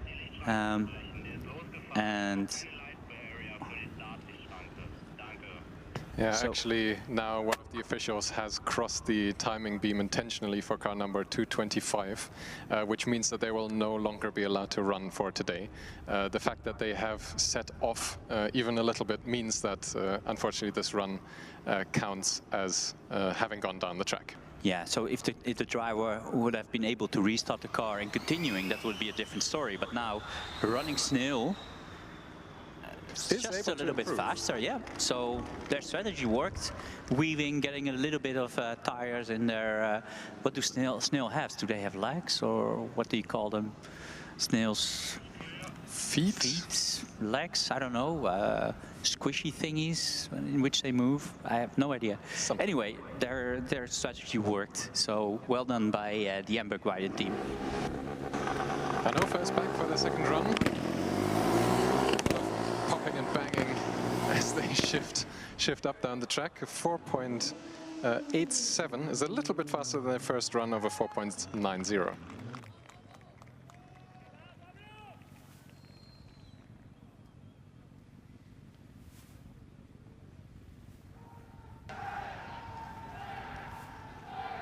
Another car that we've seen a while ago, only now returning for their second run, car number 218, the combustion car from Sevilla.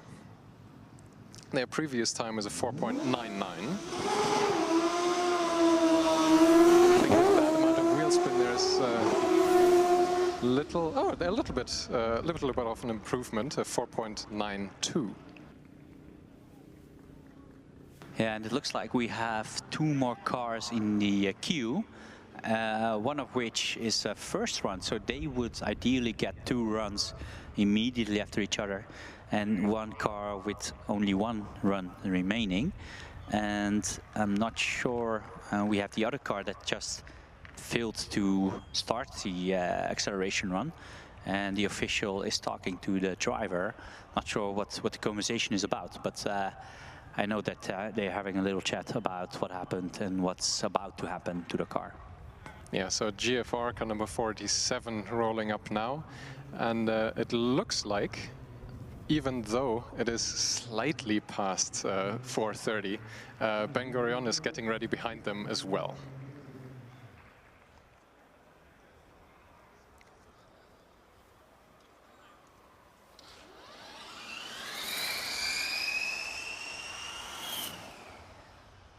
GFR with a 4.32 now.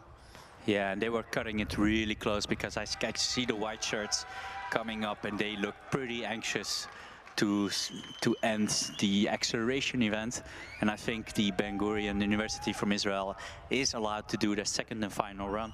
And it looks like whether they will be the final car to run or GFR will be allowed to do the second run. I believe they will be allowed to do it. So there we have it, Ben Gurion. It looks like they're having similar issues as in their first run, though. Yeah, they were not able to fix whatever situation they had in the first run. And I think they are blocking the track. No, they are running again. They're barely moving now. They also weren't able to improve on their time. Their first run was an 8.54. The second one, 11.70. Yeah, and I think if the car manages to get out of the way under its own power, that would benefit the GFR car, because they still have one run left, and it would be a shame if they would get robbed of it. I'm not sure, haven't seen GFR coming back yet because we can't see over the fence. But normally they would be allowed to get a second run immediately after the first one. But I'm not sure whether they made it back or not. At least the officials are all gathering. And there we have it. GFR is coming back. This will be, I believe, the final car of the acceleration event, at least the manual acceleration event. Yeah, just a reminder, car number 47 has a 4.32 time to beat.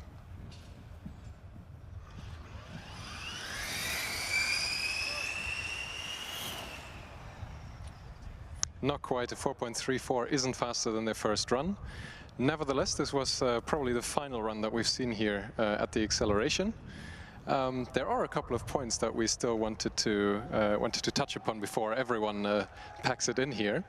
One is the information that we have about the cars. We have the car numbers that are visible to us, we have the car names, but especially for the endurance, when the cars are on track for quite a while, I do want to shout out the commentary form that all the teams can fill in. We already have a few entries, but we would really like a few more. So especially if you have any team members from the media side that are interested in providing us with more information about your drivers, about the history and story behind your car this year, please fill in the commentary form. And another one that we should shout out again is the Sportsmanship Award. That's something that the teams can actually participate in to nominate another team that has helped them out in a particularly beneficial way or a helpful way. That just highlights the spirit of the Formula Student competition and is always very prestigious to hand out. So that's also a separate form on the FSG website for the Sportsmanship Award. Yeah, and just to give you a little bit of a reminder of these two things, you can nominate Sportsmanship Award and you can fill in the form all the way through tonight, but also tomorrow, so we have something to tell about your car and your team on Sunday mainly. So please do take the time to fill in both forms and keep the spirit of the competition alive and help the commentators so we don't have to make stuff up for you. Maybe we should do a little rundown of the fastest time today, Jonas, because we've seen quite a battle, haven't we? We've seen very consistent and fast times. So we have, I'm not going to do the whole list because it's going to be a bit longer list, but at least the top 10 or something. We have, of course, first place Green Team Stuttgart with a 3:39, and they actually repeated that time twice.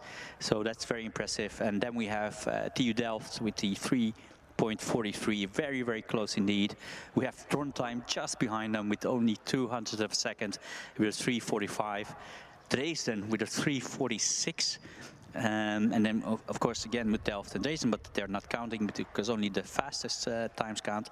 Then we have the DHBW Stuttgart with a 3:51. And I think then the TU Munich with a 3:63, and actually they were quite close with their first run as well. And UAS Kiel with a 3:71, UPC Barcelona with the 3:74. Tallinn with a 3:77, it's so close. St. Augustine with a 3:80. And mind you, this is without penalties or cones or any infringement on the rules. TU Budapest with the 3:81. And again, Amberg-Weiden, 3:84. And these are all electric cars. I'm just looking for the first combustion car, and I think that's the CATS Coburg. with a very respectable 396. So we have a lot of quick cars within a couple of tenths of a second. So that's very, very impressive to see. If autocross will be anything as close as we saw today here in the acceleration, it will be very exciting. Yeah, basically our wish came true. It has been fought out in the hundreds in some cases. And we have seen some very quick cars here. We'll see some more cars in the track drive that's still going on. Sorry, the autocross from the driverless cars is running in parallel here already. Thank you very much for attending the acceleration event here. We'll see you later. Yes, thank you and see you tomorrow.